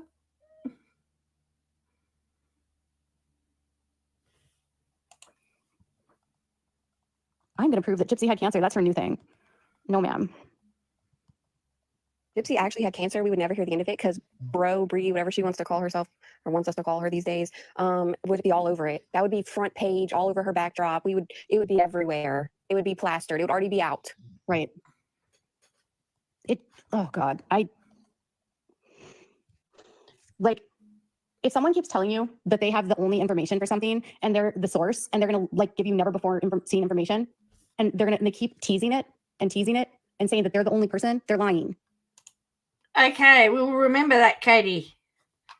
Let me just play that back again. All right, you've heard it here first. Oh God. If someone keeps telling you that they have the only information for something and they're the source and they're going to like give you never before seen information and they keep teasing it and saying that they're the only person, they're lying. Yeah, I know. April said today that Gypsy had cancer and that's a lot. And that's a lie. Gypsy did not have cancer. She was 5. Like, she even added a date, like an age to it. Like, what do you mean, ma'am? Like, where did you get that from? I mean, how would she explain the fact that like 2 weeks ago, she was telling everyone that Dee Dee got unalived in the shed and the body was moved in a wheelbarrow? Like, has she forgotten about that? Does the internet forget she comes? So that's what she's angry about. It's this. Someone else with info that she doesn't have. Yeah, that's what it sounds like. To be fair, that's what it seems like. Someone's got some info that she doesn't have and she doesn't like it. What's up with this, like this bullshit? Happened last week. I just thought. No, that was like 3 weeks ago, wasn't it, Faith? Been saying that for months, but yeah, like even in the comments when she said something, I forgot what she said about Katie. She said something before Katie jumped on the she called Katie. She said sometimes Katie can be the D word or something. And I said, April, shouldn't you be looking for your kidnapper still? Yeah. Oh yeah. She said she was being kidnapped. Remember that, you guys? Remember how she lied to the court and said she was kidnapped? She was not kidnapped. That's why I can't go into lives where Katie's like on panels and stuff. Because I try to act like a mod in the middle of the chat and I have no power, but I'm still messaging people back like I do. Carrie's like, she would be pretty heavy to push in a wheelbarrow. I mean, you'd think if she was pushing a wheelbarrow, there would be freaking blood evidence. Like, come on. It was a little bit of drop of blood that was in the hallway or in the kitchen, remember? But that was Nick's. She forgot to add that in. She like, so it's like people just, I think she talks so much nonsense that people forget about the lies. Like I forgot about the kidnapping until you just mentioned it. I put it in the live when she said something. I was like, shouldn't you be out there looking for your kidnapper? I remember when she was in Missouri for that, she was in a car with Sarah and they were literally doing a fundraiser and she was crying because she didn't have any money. And they were like best friends. And then she tells the court she was kidnapped. She was kidnapped and ate with her at a Waffle House. Like I personally wouldn't go out to even my kidnapper, but I mean, sure. And frankly, I was watching some of those lives when she was doing that, laughing my ass off because I was like, you're crazy. Like, because she's crying that she didn't have money. And then she says that she didn't file a false report when she clearly did file a false report. And then she said that she tried to hire all these attorneys, you guys. This is hysterical. She said, nobody will take her case. Did you hear when she said that on the live tonight? She said, no one will take her case because everyone is like in the pocket of the DA or nobody wants to deal with Gypsy. And they've got her marked. Did you guys hear her say that? She said she tried to hire an attorney, but no one would take her case. Yes, I heard her say that. She said nobody would take her case. She was declared indignant and she has a public fucking defender. How does she explain that? How does she explain having a public defender? And the only attorney that she was going to charge her $7,500, but she was declared indignant. And I don't know if you know the language, but indignant means you can't afford an attorney. Oh, let me have a listen to this. But no one would take her case. Yes, I heard her say that. She said nobody would take her case. She was declared indignant and she has a public fucking defender. She was said that on the live tonight. I think she's supposed to say she was declared, but she was inclared. Have a listen. She said no one will take her case because everyone is like in the pocket of the DA or nobody wants to deal with Gypsy. And they've got her marked friends. And then she tells the court she was kidnapped. She was kidnapped and ate with her at a Waffle House. Like I personally wouldn't go out to even my kidnapper, but I mean, sure. And frankly, I was watching some of those lives when she was doing that, laughing my ass off because I was like, you're crazy. Like, because she's crying that she didn't have money. And then she says that she didn't file a false report when she clearly did file a false report. And then she said that she tried to hire all these attorneys, you guys. This is hysterical. She said nobody will take her case. Did you hear when she said that on the live tonight? She said no one will take her case because everyone is like in the pocket of the DA or nobody wants to deal with Gypsy. And they've got her marked. Did you guys hear her say that? She said she tried to hire an attorney, but no one would take her case. Yes, I heard her say that. She said nobody would take her case. She was declared indignant and she has a public fucking defender. She was declared indignant. What does declared indignant mean? Isn't it supposed to be indigent? I don't know. I actually cannot work out what she's trying to say, to be fair. I got no idea.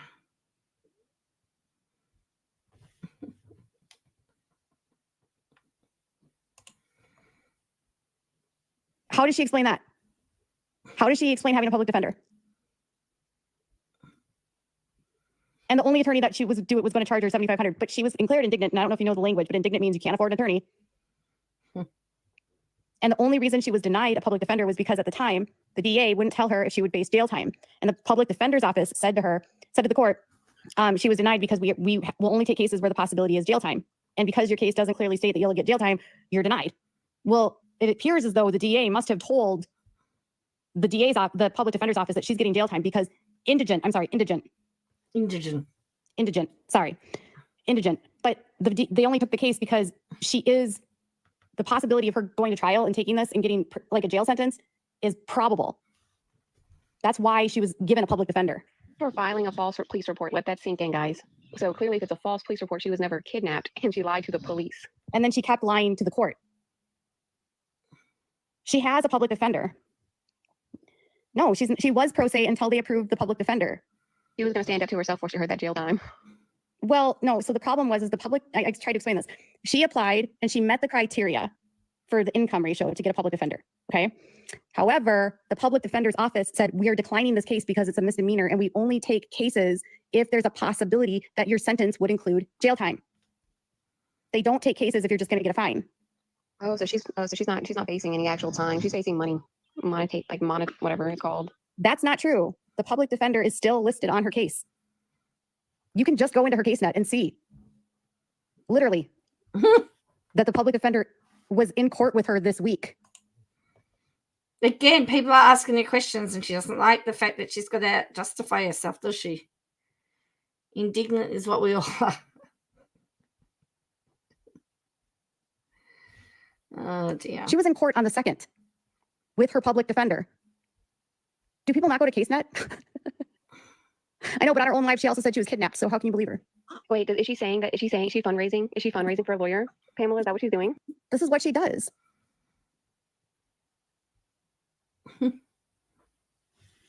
Okay, so she's trying to tell people now that she doesn't have an attorney and that her public defender won't represent her. A public defender can't actually fire her once they're assigned to her. It's not how this works.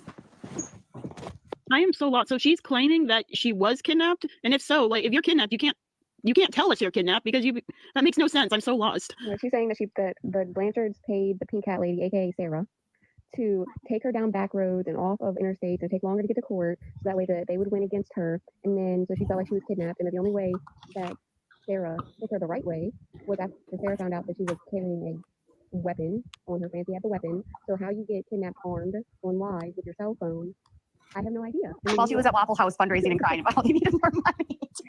So this was with her public attorney. Pamela actually knows what I'm talking about with her case. I know exactly what you're talking about. Yeah, it does say on CaseNet she has a public defender, and I wasn't saying that she didn't have one. No. Yeah, I'm like, no, I wanted you to come up here and back me up on this. Like, yeah, 100%. She said, and this was just even yesterday, she was crying on someone's live because her public defender couldn't defend her, and that she's apparently so famous now that every attorney in the state of Missouri has been told by them, I don't know who them is, could it be the Blanchard, could it be Livingston County Court, I don't know, but every attorney in Missouri has been told not to represent her. yeah, that's not true. Oh, I know that's not true, but she found one in St. Louis that was going to cost her $7,500. And she's crying about the money, but then she says, oh, well, I have the money. And then I said, well, you have a legal team. I mean, even a probate attorney could defend a misdemeanor, right?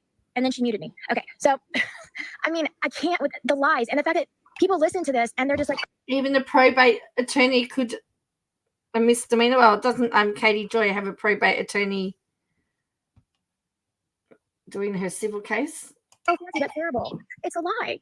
And then I go in another live she's in, and she was talking about the kidnapping, and how she was in fear of her. Okay, now get this.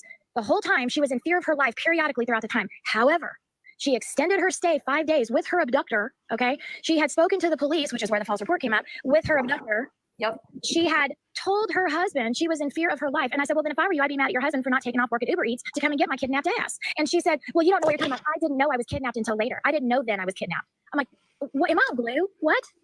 Yeah, she's like convinced that like all these people are like there's some kind of weird conspiracy happening. She actually sounds like she's wearing a tinfoil hat.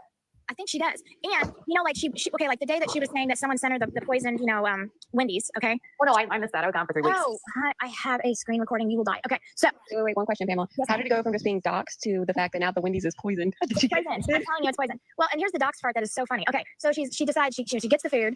It's terrible. She then accuses one person of doing it. And I don't remember the person's name, but she is naming the person over and over and over again. Okay, this person, and she says the name over and over, and they're sending this to me, and they've been stalking me. Well, then someone that's a moderator for her, she goes, Fancy, that's not her. That's not her. So she goes, oh, well, then fine, it's not her. So then after she literally accused this woman for like 5 minutes, screaming this woman's name, then, okay, fine, then it's not her. Okay. Then she calls the police. I don't know if she called 911 or if she just called the dispatch. I don't know what she did, but she called the police. She's on live. Okay. She's telling the police how these people are stalking her because she is a public figure, and they have gone to great lengths to acquire her personal address and her personal cell phone number because she is a very big public figure. And as she's saying this on live, she then gives the person on the phone, whoever's at either the police department or 911, gives them her full address, cell phone number, and everything. Full name, full address, full cell phone number on live. She said she doxed herself. Yes, I have a screen recording of it. I will never post it, but I'm telling you, I got it. If you ever want it. Like when they were in Missouri, they were having a blast. I know, I'm in Missouri. And I followed the whole thing because I'm like, God, this woman just rakes at my every nerve. And because I'm just sitting there like, how do people believe her? She contradicts herself in her own conversation. Like in one sitting of a conversation, she will contradict herself back and forth. Yep. And I'm like, are y'all on glue? Like, are people punking me? Like, what is happening? She has this full team of attorneys, yet she can't afford a lawyer for a misdemeanor. Well, that's crap. I mean, again, even if you just have a team of probate attorneys, somebody in that group can defend a misdemeanor. It's just not that big of a stretch. Okay, she doesn't have money for that. Well, she didn't have money for gas or a hotel room, yet she begs for it the whole way and then extends her stay 5 days. 5 days she stayed in Missouri after the court date. And when this whole thing happened with like the fight with Mike, the supposed tech company. Oh, what was that? What was all of that imaging that was happening in Katie Joy's picture? Was she doing something? nightmare. It's just not that big of a stretch. Okay, she doesn't have money for that. Well, she didn't have money for gas or a hotel room, yet she begs for it the whole way and then extends her stay 5 days. 5 days she stayed in Missouri after the court What was date. that? What's that? And when this whole thing happened with like the fight with Mike, you know, Oh the my- supposed Yeah, the supposed he test doxes, company. he doxes the Oh, there we prosecuting go. attorney, Go and again. it wasn't even him. Oh yeah, she in a court filing, she then accused the prosecuting attorney of being in the pocket of Mike because he was actually there that day and he was the one involved. I know. She Yeah. literally accused the prosecuting attorney Yes, of ma'am. being. Adam Warren. Adam Warren is his Yes, name. she He was on her accused Adam live. Warren. He was on her live right after that happened, accusing Adam Warren, the whole way back in the car with all the late night, 5 dinners that she has to stop for. I am telling you, she doxed that man. She pulled up his Facebook, talked about his children, what sports they were in, and how the judge commented on his Facebook about his children. Good job at the game. They're all in each other's pockets. Blue shirt guy was not Adam Warren. Blue. It wasn't. Oh. Wasn't him. That man wasn't even there. No. Yeah.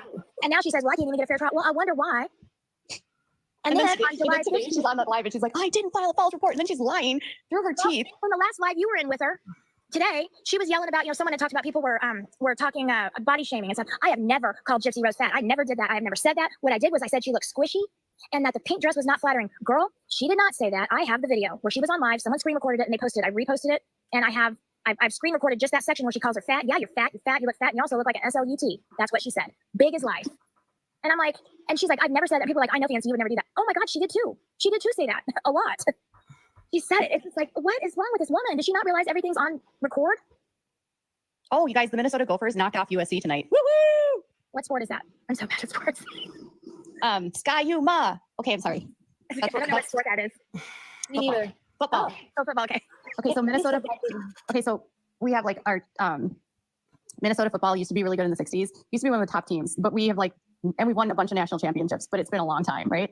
And so we don't get good wins like this very often. And we beat USC. So I'm sorry. And then the Sky Ma is our chant because Sky Ma is actually means Minnesota in I can't remember what language. It's one of the indigenous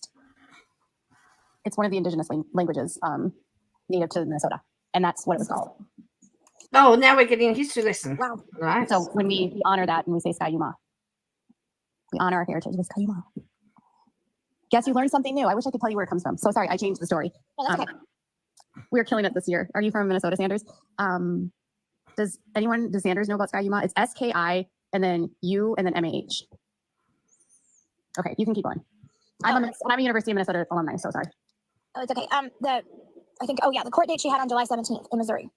She had filed a paper with Missouri, and it is on CaseNet, where she was talking about she couldn't come to Missouri because of her many disabilities. That was for the July 17th court date. Okay. July 15th and 16th, she flew to Florida with Tasha. Tasha K sent her to fly to Florida to do her podcast, where she then posted lives of her talking about her pew and how she was just like Leanne Tui, because she's always packing. And then, pictures of her drinking on the beach with her husband, though, who also couldn't travel to get her to Missouri because he needs a double lung transplant, but he was in the room smoking a cigar, smoking something, and he didn't have any oxygen, but he needs a double lung transplant. So Missouri saw that. I'm just saying, I know that.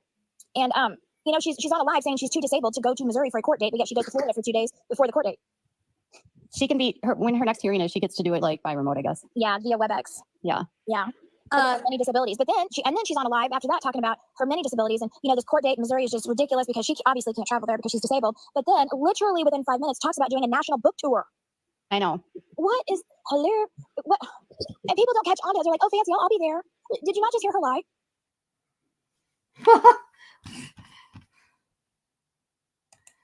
Okay, so we've still got more of this. This is like garbage.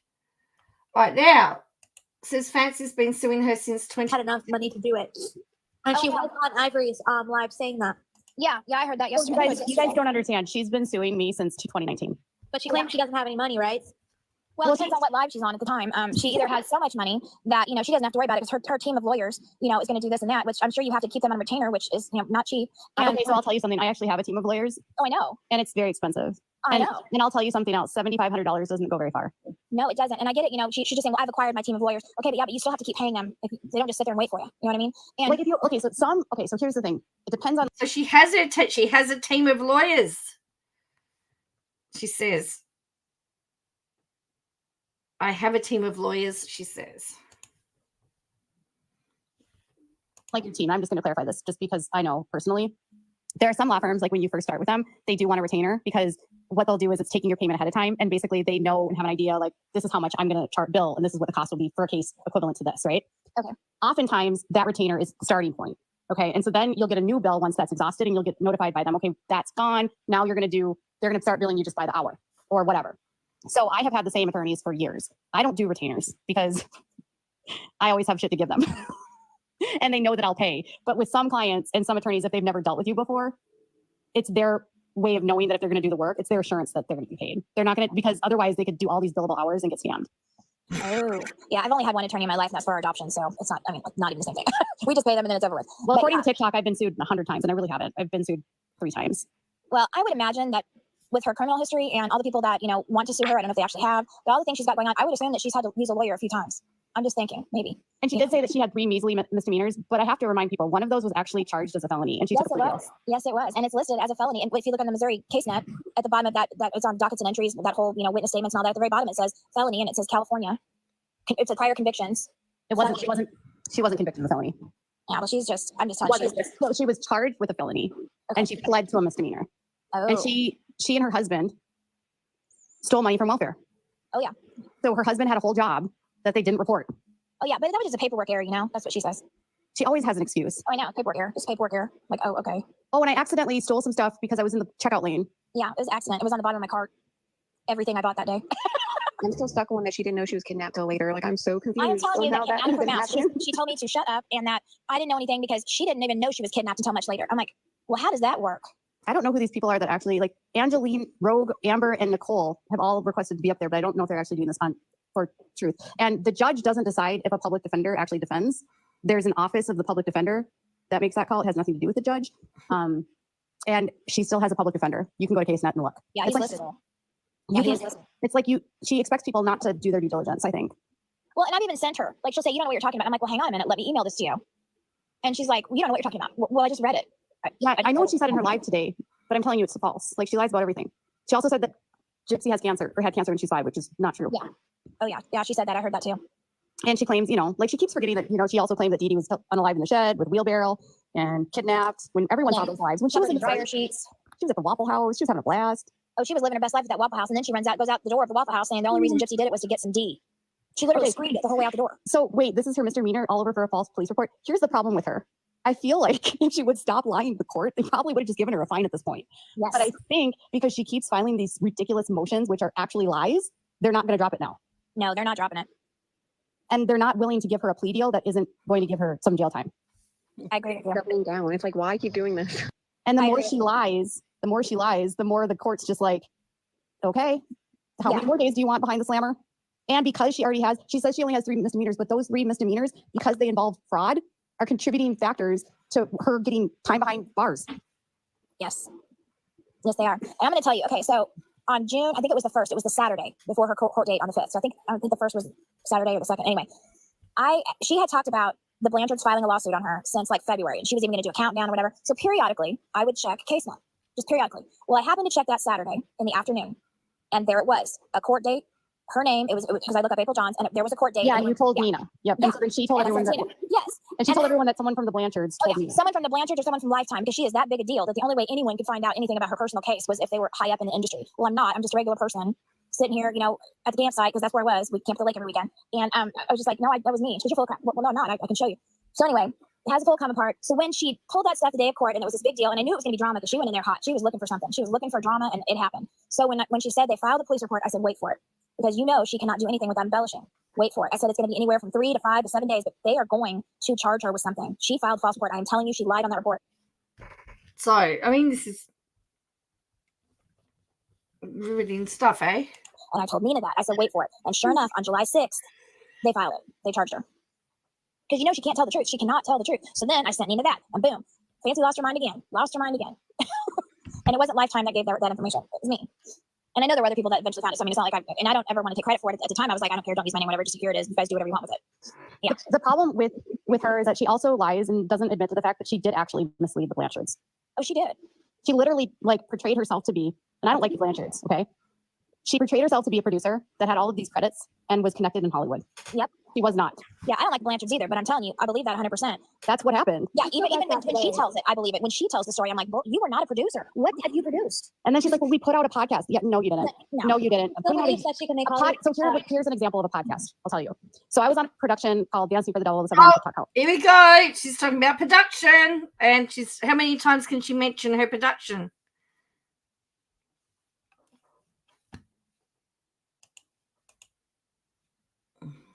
Still believes that she can make Hollywood. So here's an example of a podcast. I'll tell you. So I was on a production called Dancing for the Devil. The 7 TikTok Help.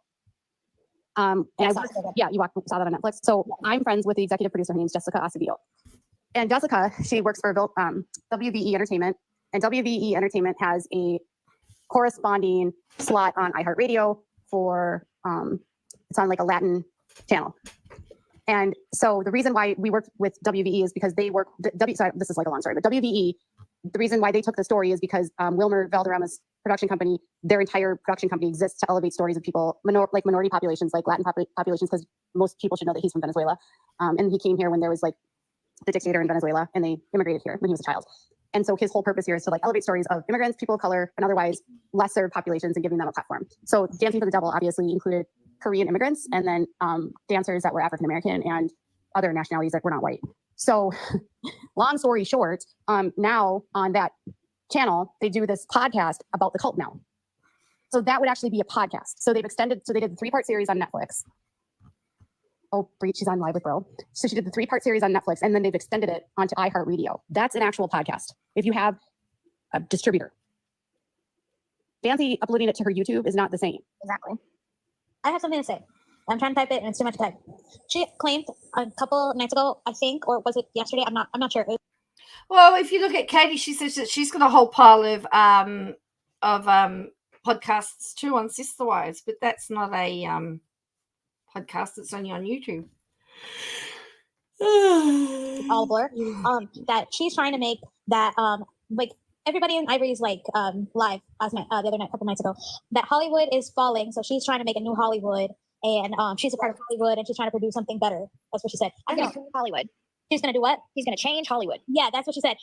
I kind of laughed at that because I'm like, girl, you're not a part of Hollywood. I don't think Hollywood is you. And like, I never seen you as a celebrity. You're not an A-list celebrity. Matter of fact, you're not even a producer of anything. Your little network. Doesn't even have an IM. What is that? IMDb or BB? Yeah, she doesn't have any of that. Right, and she's trying to tell Ivory and Jackie that she should come over. They should come over on her platform that she's using to make a podcast. Okay, so like the whole, she's been creating a network for 5 years. It doesn't happen. Like, it's just a way for her to fundraise and scam money. Right, so she's trying to tell Ivory and Jackie to come over on her side, on her platform, so that way they can use other platforms, because Ivory and Jackie are on Spotify with their podcasts. So she was trying to persuade them to go on this certain platform that she's using, and like it was just a whole big thing. Like she's really trying to push. What I don't understand is like, why is she trying to push Ivory and Jackie and Jen over on her side when she's not truthful and she's only trying to use them? And I feel so bad because Ivory, you can't. I guess like the one thing you have to say about her is you can't even try to quantify why she does them. She's a narcissist. She's right. How many interruptions is that at the moment, short order? Because that was a big one that just happened then.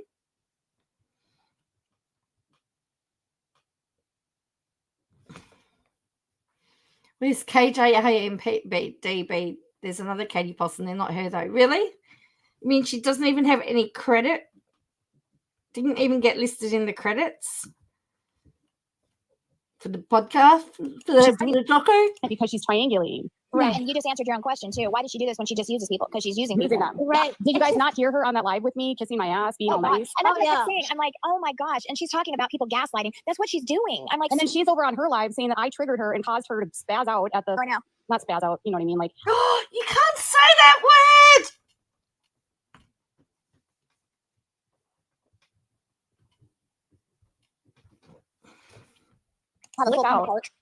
Flip out at the chat. I was like, what are you talking about? The reason she flipped out in the chat was because you were there and you were making sense and nobody was listening to her.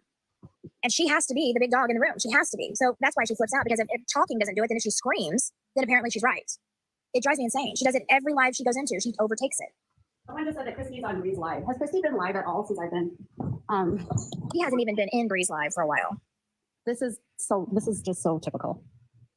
Can I just say that?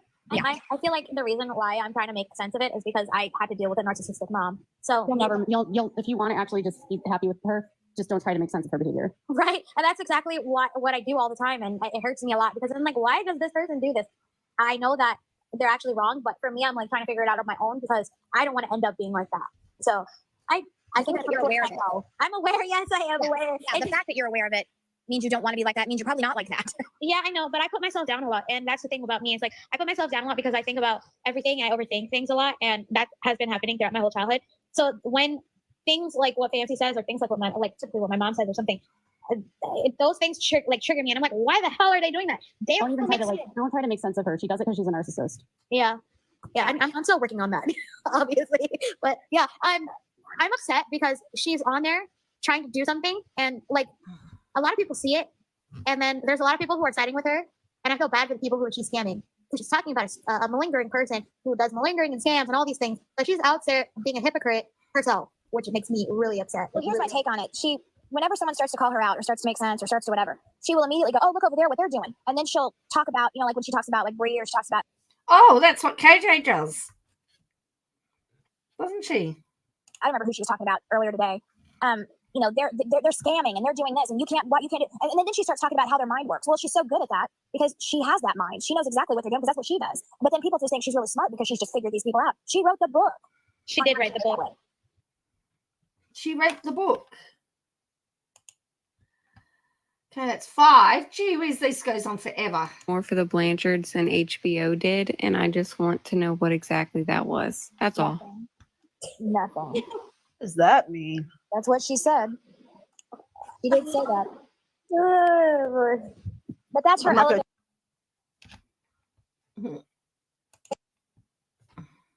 Try and understand. Of, delusions of grandeur. That's, any way she can get famous. She reminds me of that. You ever see that movie, What Happened to Baby Jane? No, but I would like to know how she gave them more than $150,000 because HBO, what was her bid? 200? Like HBO did a lot. Didn't they give her $10? I think that's trying to can't you look at TikTok from a browser without logging in? I was going to ask you to verify. Remember, we had this problem last time, depending on Bro's settings. But now when I'm doing this, it's telling me to sign up and to keep watching. Did TikTok change? Why is it doing this? I don't want it to go into the app here. I'm gonna just see. You know what's really funny? Today, my husband and I were talking about you, Katie, because you haven't been on in a while. And then all of a sudden, after dinner, you were on, and we were like, what in the is this? You were just there, like magic. Delete this app. Okay. Delete app. I saw your phone. I'm like multitasking here. Okay. Oh, she's not even paying any attention to what's being said, is she? Is that 11 now?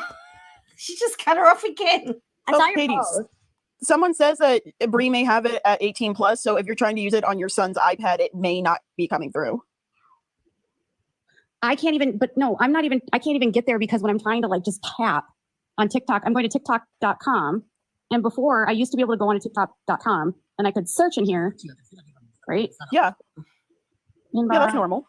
Without logging in, right? Just from no, I log in. I didn't know you could do that without logging in. Yeah, you can watch it just from not logging in. Oh, I didn't know that. Yeah. Okay, I thought you were trying to use it on your son's iPad, and I was like, oh, if you put it 18 plus, the iPad may restrict that. No, I don't have that restricted. That's not the issue. I'm trying to look at it from. Oh, she doesn't have the iPad restricted. Yep, Camille, none, Katie 11. It's the mobile. No, it's not even a mobile. This is weird. It did change. He can't now. Okay, I was gonna say it had to have just changed. This fangled technology of our time. I don't remember what my other login is. She's got 2. She's just admitted to having another account. Interesting. I don't remember what my other login is. Oh, Katie. I have another account. But she blocks everything, so I'm blocked by her on so many accounts that I don't. Do I actually have a Twitter? I don't think so.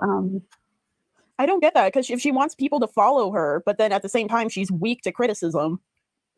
I don't know. It's Rituals weird. and Revere, are you actually Rituals and Reverie or whatever? Are you actually logged in? Okay.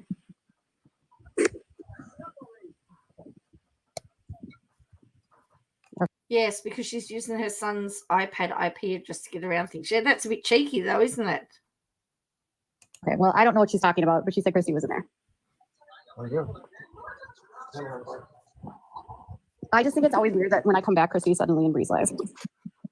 That's what I was trying to say. They are predictable. Is Christy in there? Hang on, I'm going to try and log in. Go in a different way.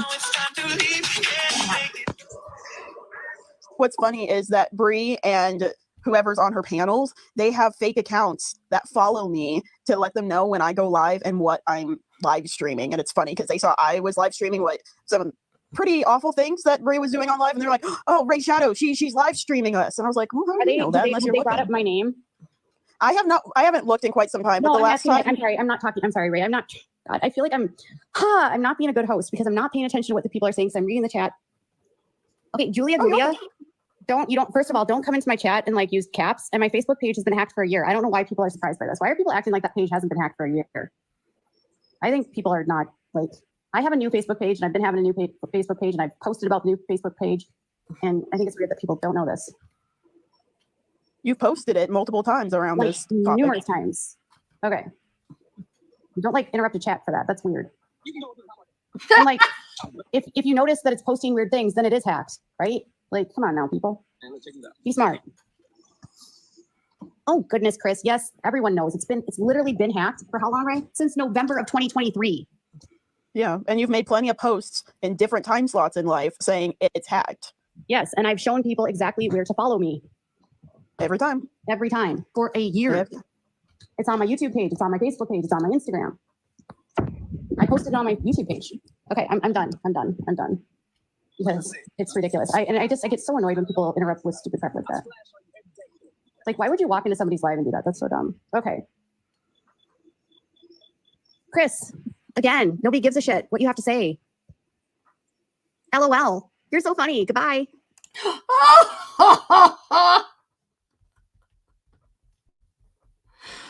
Oh, she's on the blocking rage now.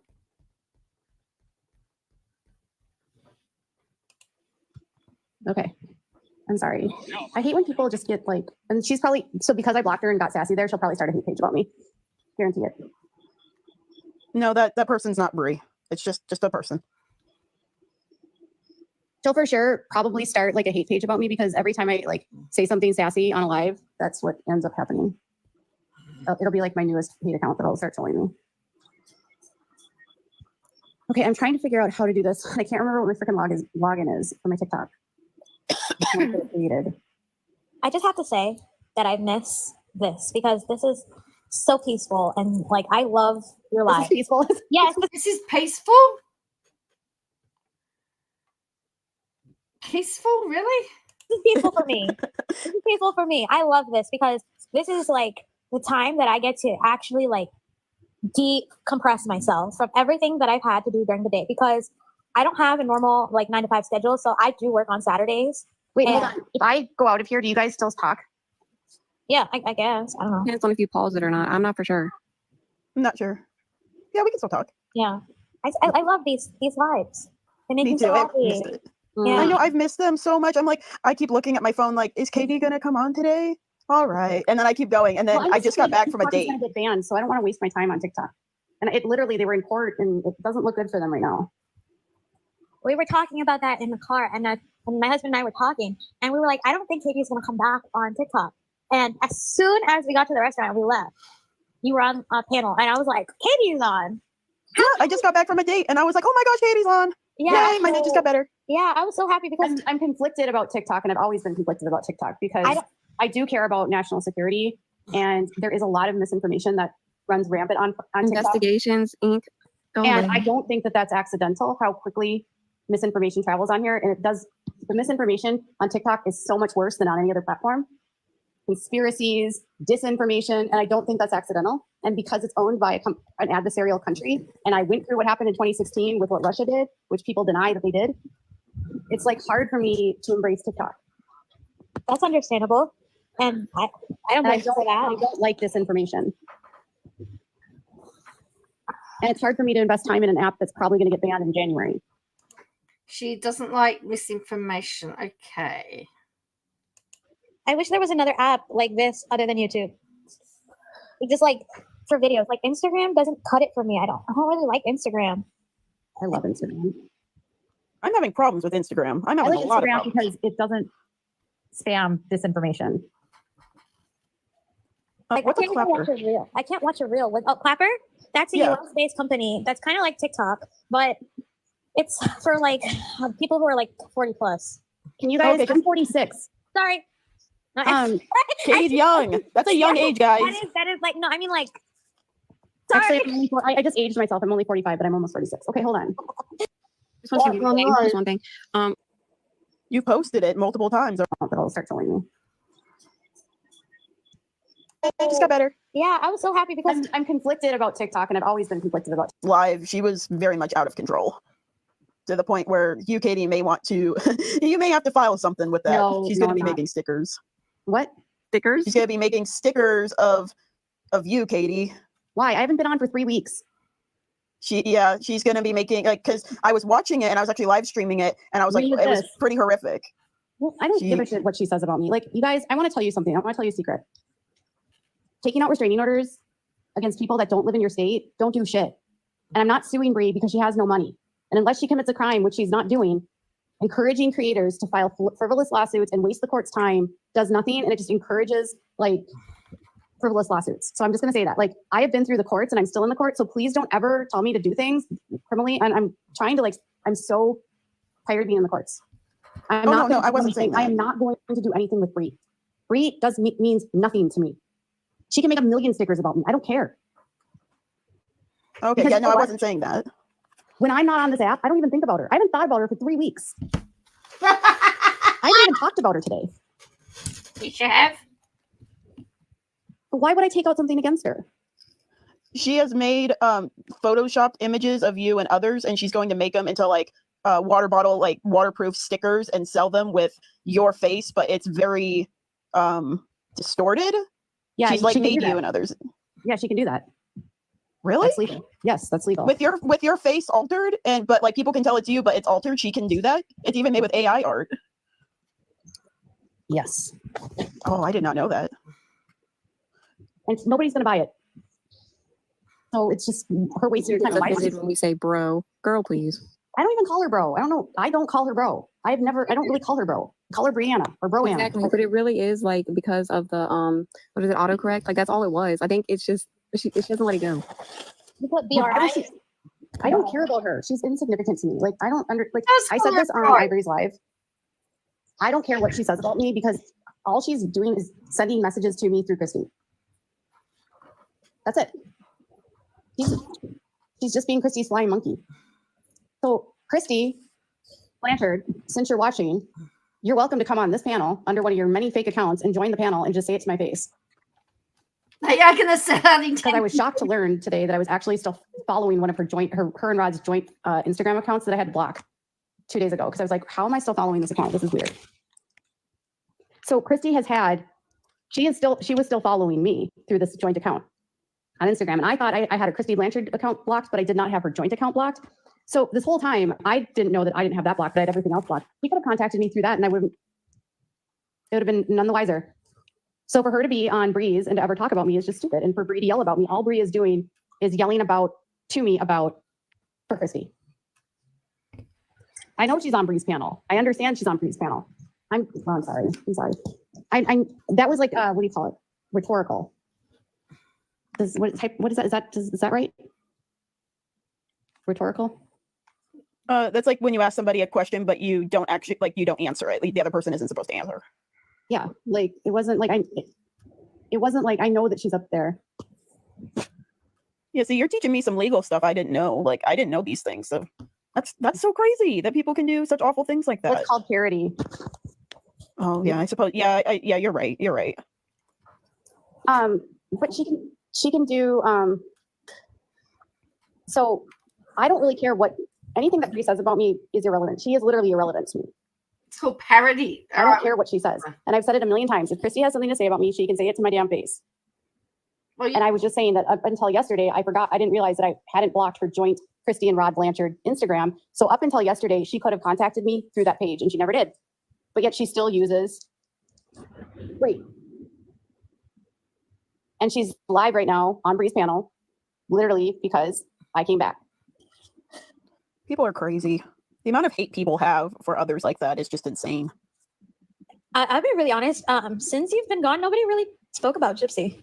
As far as I've seen, I mean, all I know is what I've seen, to be honest. But yeah, everybody has been like hopping on Carly Gregg and the Menendez brothers and Diddy, all of that. But they have not really spoken about Gypsy. If it was about Gypsy, it was about an outfit she wore or the Kardashians' posts or what she was wearing. But nothing. That's not true. Starlight and Morbid have still been talking about her the whole time. Oh, see, I don't watch Morbid, and I haven't really watched Starlight that often either. But everything's. No, the Gypsy's creators have all been talking about her. Yeah, like, today I walked into a panel and it was all the creators and they were talking about her. It was like Fancy was up there and Ivory was up there and Ivory's been talking about her. What are people going to talk about? What are people going to talk about with Carly Craig? Like she was convicted. I don't get it. I mean, they're saying they're trying to like build a bridge between Gypsy and Carly, saying that the father had something to do with the case and Carly had something to do something with the dad and all that kind of stuff. So, is this not happening on TikTok? It's happening on TikTok. I mean, I've seen a few. I mean, like I said, it's only what I've seen. That's the case that I told you, like when I first got out of the hospital and you messaged me and I sent you that clip of like the stepfather making that weird face and I said it was strange. That's the girl. Yeah. All right. So she live on to say, I'm not a true crime person. Diddy's case is interesting. Okay. Oh, now we're getting on to toxicity of the true crime world, and I'm not a true crime person. They just have to make shit up for views, and it's really annoying. There's really nothing to talk about, so everybody's trying to talk about something.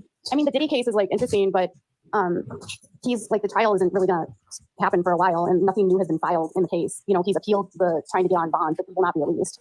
And then some dude in Houston claims 120 victims are gonna come, but I don't know. I don't know if I trust that attorney or not because that attorney has been known to like push like stuff that isn't true before. And my opinion is that if you have all those victims, don't have a press conference, call the fucking FBI. I don't like ambulance chasers. Like, I don't know. They really like help the feds build their case. That's my opinion. Let's get to 100K likes, people. We're almost there. Not to say that I don't believe victims, but that attorney has done he's got what do you call it? A reputation in Houston for doing stuff like this. Oh, and then there's the Menendez brothers. I don't care about them. That case is so old and well, there has been an actual piece of evidence that was written by Eric and sent to the cousin that passed away. So they found that information, and then now they're trying to bring that into the court to see what they can do about that. I don't know. So that I think that's the only thing. And they said they had like 60 days or something. So like November, they'll know. How old are you? I'm just asking. Me? Yeah. Oh, I'm 31. So you were a baby when the Menendez brothers killed their parents. Yeah. And I mean, I just want to like, do you know what they were doing after they murdered them? Yeah, they went out and they did a whole bunch of shopping with the money that they got. Yep. Mm-hmm. I've been keeping up with it and reading articles and stuff like that. I actually I believe that they should be out of prison, but there was a reason why that defense was deemed not credible. Yeah. I'm not saying that like there has been people that have come out and said things about. Isn't it interesting how she seems to be the expert on all these legal cases? Now, I have seen some docos on the Menendez case, and they actually were horribly abused by their father, I believe. And I can truly understand why they did what they did. To be fair with you and to honest, if you know you went through that amount of trauma. The dad and some guy from Indigo has accused him, but that doesn't change the fact or justify it. They did what they did, and I mean they were like going on jets. They were and they were buying houses, and trying to and buying cars and doing all kinds of stuff, and flying to tennis matches and doing all kinds of stuff. And all of a sudden, when the other attorney comes in now, oh, well, I was essayed. So stories all of a sudden kind of changed.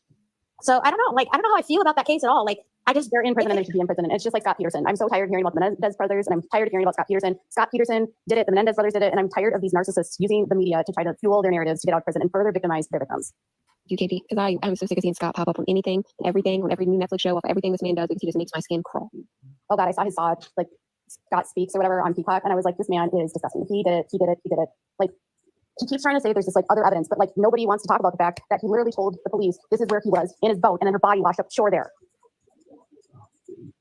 He for sure did it, and there's no way around it. Like, why he dyed his hair blonde, got cash out, was heading to Mexico. Sir, why? Why innocent people don't do that? They don't. He's such a narcissist. Like, he has no remorse. He's just in his interviews during that whole period were so awful. And what's she doing that she's lost her in the back? and she's an expert on every single one of them. In San Diego when he got caught, he was caught right by he was literally like probably 2 miles from where I worked when he was arrested. It was very obvious he was running. Eden, I don't do promotions for fundraisers of things that I don't know about or that are verified. And so I appreciate you continuing to ask me, but I don't like being guilted while I'm live. I promote what I promote, but I have made a rule on my own platform that I don't promote charities that I don't know anything about. And there's, with every hurricane and every natural disaster, there are always scams that are raising money. And so as a rule, I don't promote things without knowing about it and verifying. Because if it ends up being a scam, guess who's on the hook for it? And I'm fairly confident if it's the Red Cross, I don't need to promote it. I'm sorry. I'm sorry to anyone that's been impacted by the recent hurricanes. Nick did not say he only poked her 4 times, that's why. Oh, I have one more question, Katie. You said they were going on jets, and like I'm not really concerned about their case. I just want to know how much inheritance they got that they were going on jets and buying houses. That's all. Oh God. Oh God. The Menendez brothers have been like, they've been like this like thorn in my side for like, when were they convicted? I believe 19. They've been in jail for like 32 years or something like that. Or I was a teenager. I just want to know like how much money they got, because how much inheritance do you have to have with jets? 700 million. Their dad was like, he was a producer or like some guy that. They put a lot of money and then the person who was helping them with the will said, don't do that anymore, because if you keep doing that, then you don't know if you actually have a will or if you'll have any money at all, and you'll be broken homeless.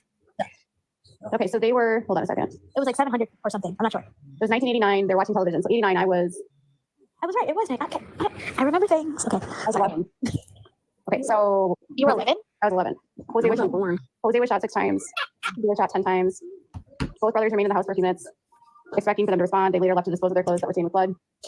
They went to a movie theater. They attempted to purchase tickets for a film, Batman, to use as their alibi. Then they headed to the Taste of LA Festival at Santa Monica Civic Auditorium. Then they returned home and found no police presence. He called.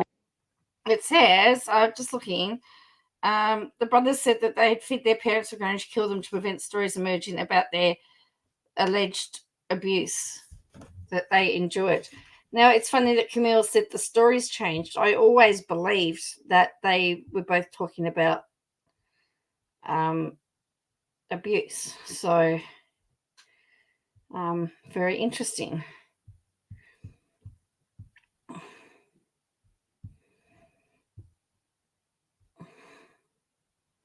They were convicted in 96, so 30 years ago.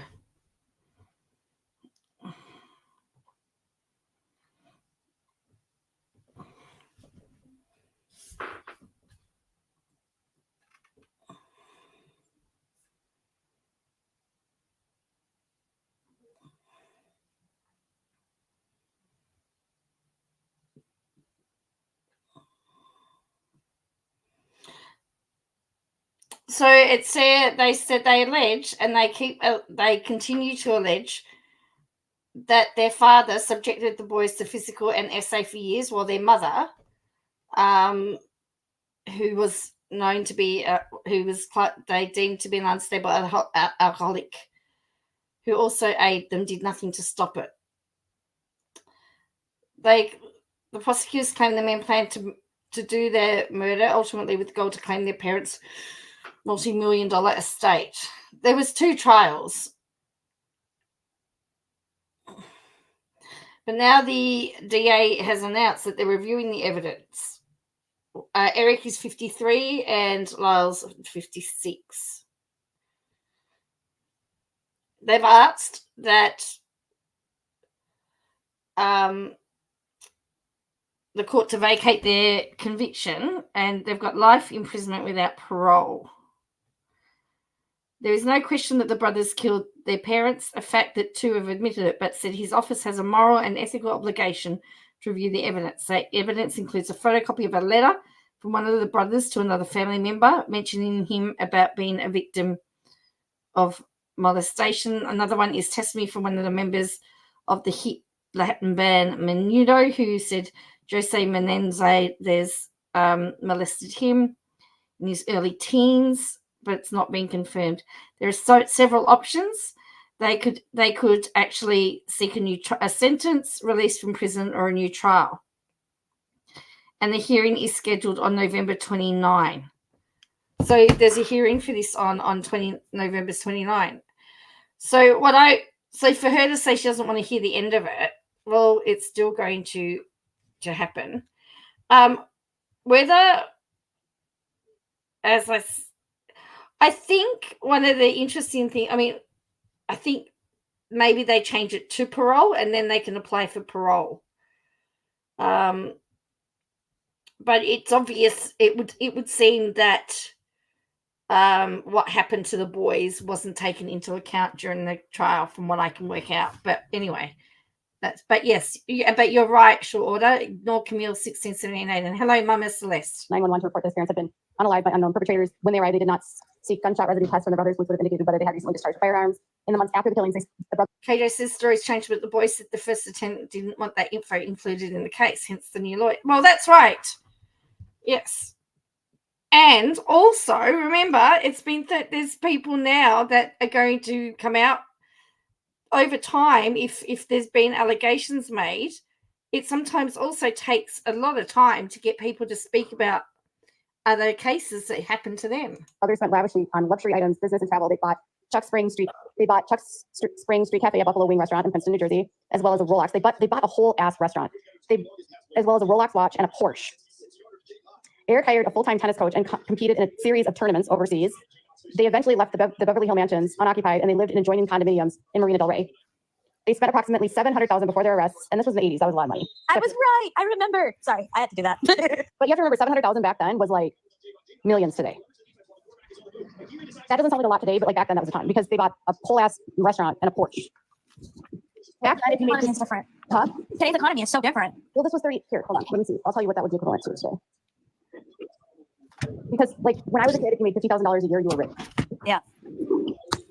Today, a bag of apples, some Tide Pods, and a bottle of milk costs you $50 at the grocery store. So. No, it really does. I bought all my smoothie stuff except for concentrate, and it was $50. I was going nuts. That's like seven. That's 7 smoothies from Dutch Brothers. I'm trying to make my own at home, and I'm ending up like $50 just for the basic bare minimum of berries and junk. 700,000 in 1989 is worth how much today? Oh, she's Googling that. Oh, I did that wrong.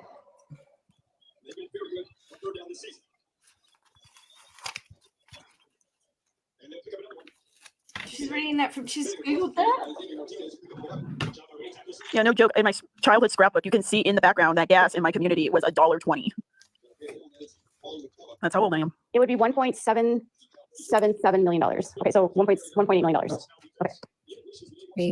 See, and like that's right there tells me like they did that for money. They went through $1.8 million. Wow, they were large. Too, so I'm not surprised. They were robbing houses that they didn't even need to rob, and they were doing it for fun. Well, okay, so family members later disputed a connection between their spending and the murder. Their parents claiming there were no changes in their spending habits after the killing, which isn't true. So you're telling me that their parents let them spend $1 million in a couple months just on the regular?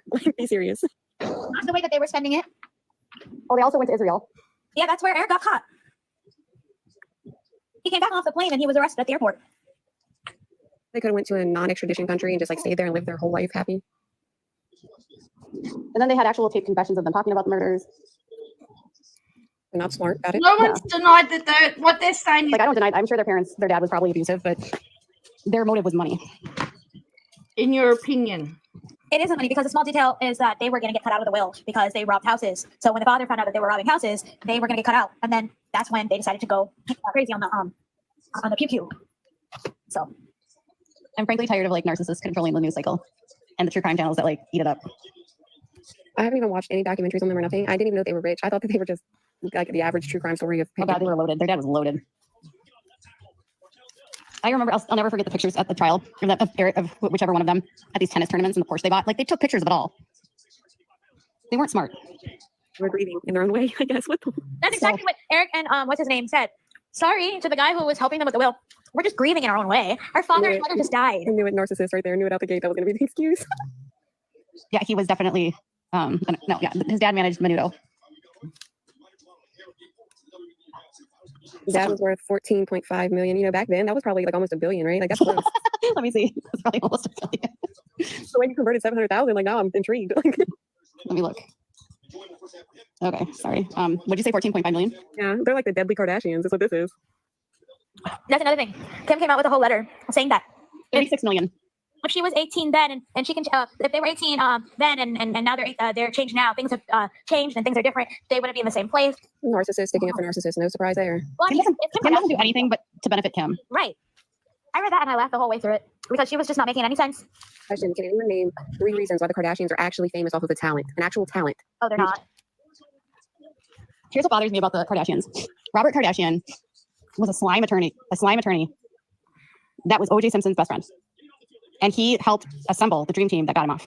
He wasn't even like an actual leader of the dream team. He was like more there for like moral support than anything. He wasn't even actually like he didn't do any of the trial. Exactly. And everyone's like, oh, he got him off. No, he didn't. No, he did not. He just helped find the attorneys. Kris Jenner talked today. She's like, I was best friends with Nicole and we knew he was abusive. Man, that's not what you were saying when your husband was cashing them checks. He was found on the list for being at Diddy parties too. So okay, you guys, here's the thing. Y'all are babies. Everyone was at Diddy parties. And for it to act like Diddy I want to be clear, Diddy's a piece of shit. But he had 2 parties. Everyone went to these parties. The black and white parties, or the white parties that he would throw, were public events or like huge Hollywood events. They had red carpets, okay, for these events. They usually were in the Hamptons. And that was the party that everyone went to. Just going to a party doesn't mean they were part of the freak offs because they had after parties that more than half these people never went to.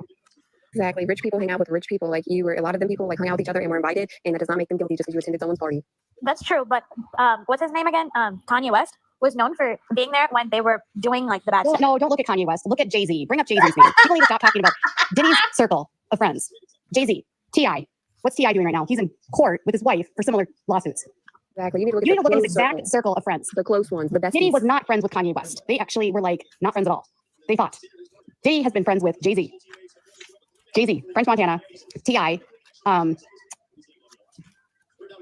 Meek Mills, Usher. The Kardashians weren't involved in Diddy's wrong. No, the Kardashians aren't famous enough to be able to be to an after party. Kim Kardashian was like 10. Do you know when these white parties were going on? It was like the 90s, in the early 2000s. Kim was like very young. The Kardashians weren't even relevant back then. They were nobodies. Like, oh, this is the stuff that drives me bonkers. Like, Todd, if you're annoyed. What did I do? What did I do? No, I'm not alive. I'm talking. Like, okay. I'm sorry. This is what I've been looking at and hearing and okay. I'm sorry. No, it's okay. Hold on. She told Todd off.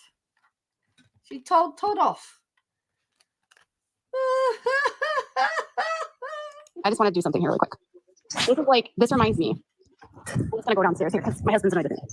It's like everybody trying to put everyone on Jeffrey Epstein's island. Just because you knew someone doesn't mean you're part of the crimes. The only people that were involved in this bullshit with Diddy are the ones that he trusted the most. He wasn't going to be inviting random guests that he barely knew into the shit. And the girls that he was doing this to were ones that he kept under his thumb. Kim Kardashian was never under Diddy's thumb. Never once. None of the Kardashians were. If you want to look at who's involved, Jay-Z. I have no doubt in Jay-Z and Beyonce because Beyonce and Jay-Z. No. Going on. No. Beyonce is a fucking victim. She has been abused and trafficked and she's been in a horrible domestic violent relationship with Jay-Z. She met that man when she was 16 years old. At some point in time, we're all going to be watching a documentary and we're going to find out that Jay-Z has been trafficking that woman for years and beating her the whole time. And she's going to have her own story about being a sex slave. No way. She met Jay-Z when she was 16 and had never had a relationship. And she was coming from a family where her husband, her dad controlled her whole life.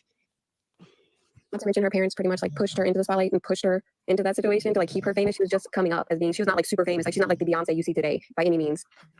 So she's close to my age, and she was a baby when she met him. He was a whole grown ass man in his 30s, and he was known for having pimps and hoes. He had a whole ass song called Big Pimpin'.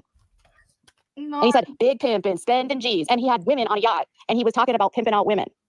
Not to mention he had allegations previously about other people he had dated and girls he had tried to do the same thing he did with Beyonce and superstar them and start them. And all of these women that have been on contracts with these men are all victims. I have no doubt that Rihanna is also a victim of Jay-Z. I have no doubt that every single female that Diddy signed to his record label has not been victimized by him in some way. All of these men came from a culture where they bragged about pimping out women. Open. Now, what did she say before about making statements that fact, not saying alleged? There's no alleged there. Wait. Not to mention, if you look, the women who didn't stick around them and wanted nothing to do with them, you don't ever hear about their music anymore. No, their careers were destroyed. Destroyed, exactly. So there has to be something that they had to give up or do to get where they are. Oh yeah, and no, Aaliyah was 14 and married to R. Kelly. That's a whole other story. What's great though, everybody in this chat is richer than R. Kelly right now. He's in the negative millions. So when you look at these parties and you think of Kendra, okay, so Playboy Playmates went to these parties. He brought in models but that doesn't mean they're at these after parties. They had like, they used to like talk about these on like MTV before MTV like was reality television. And they'd have like TRL and everyone would be going to these parties and there'd be photos and they'd be in the tabloids. So it was like a thing.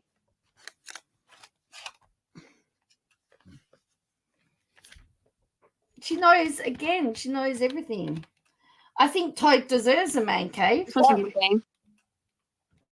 This is 8. We must be hopefully nearing the end. All of music throughout all of like the late 90s into about 2010. Everyone was around him. That doesn't mean everyone that was around him or went to his parties was a part of it. If we want to be mad at people, we should be mad at all the stars that knew it was happening or had heard it had happened, and they all sat there quiet and didn't help nobody and didn't say nothing. There are a lot of celebrities that have no clue because Diddy was a narcissist and only showed them a certain side. Not a narcissist. There was a lot of people around Cassie that knew that just kept their mouth shut. Those are the people that should be talked about. Jay-Z, you know that Jay-Z knew what was happening to Cassie. Didn't say nothing. All this said nothing and stuff knew, didn't say nothing. Jay-Z has been like up Diddy's booty for years.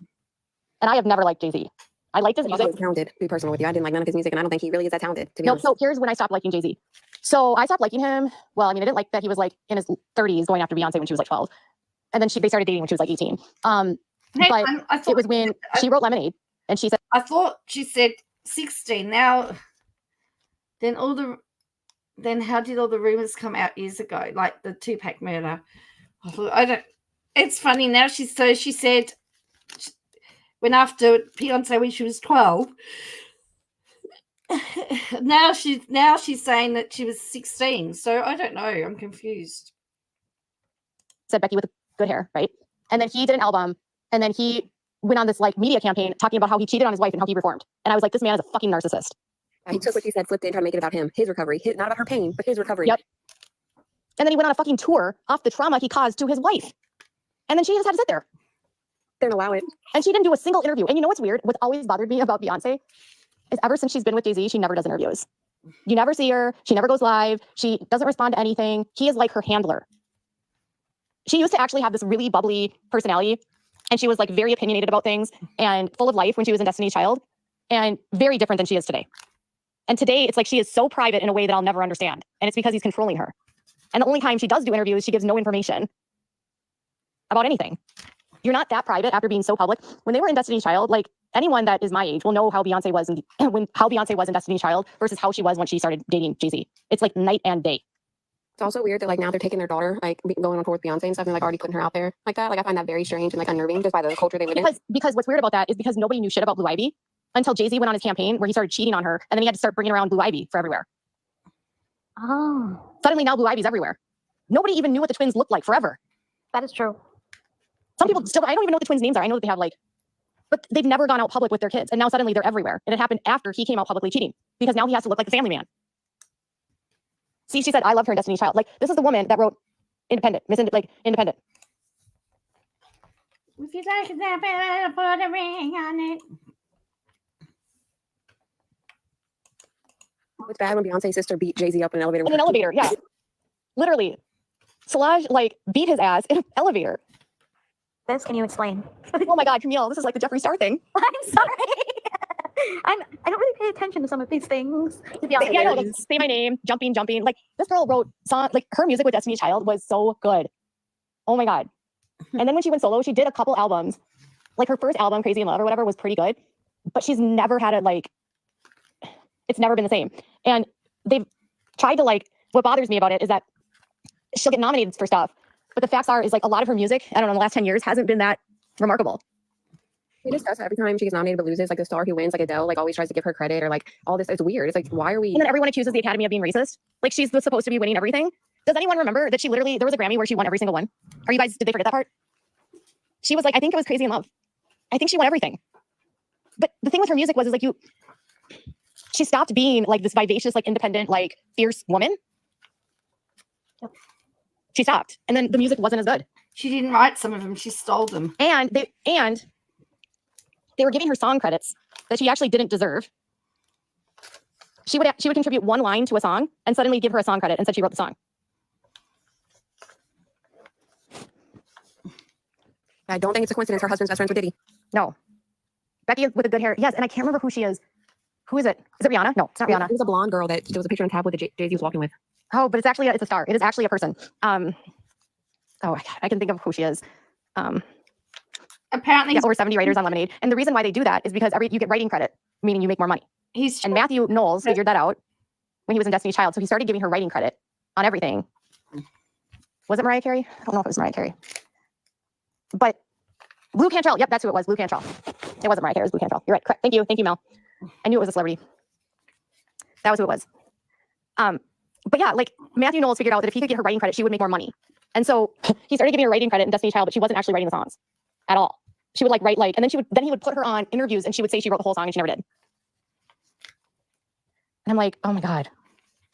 Notice that after the elevator incident, though, she's not close with her sister or her family anymore like she was. Her and her sister used to be like super, super close, super close. Well, her mom finally left Matthew after years of Matthew cheating on her and being a piece of crap dad. Basically, all she did was she moved from Matthew to her Jay-Z, and she's just got a new dad. And so they recently were they did something and they were laughing about, they made a joke about Tina and Ike about domestic violence, but that's probably what their relationship actually is. Just crazy considering Tina Turner was strong as whatever to leave Ike. Like, good for her. Good job, Tina. And I think that Jay-Z has a lot of power and he's such a raging narcissist.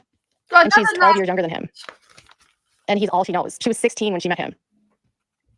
What a pair.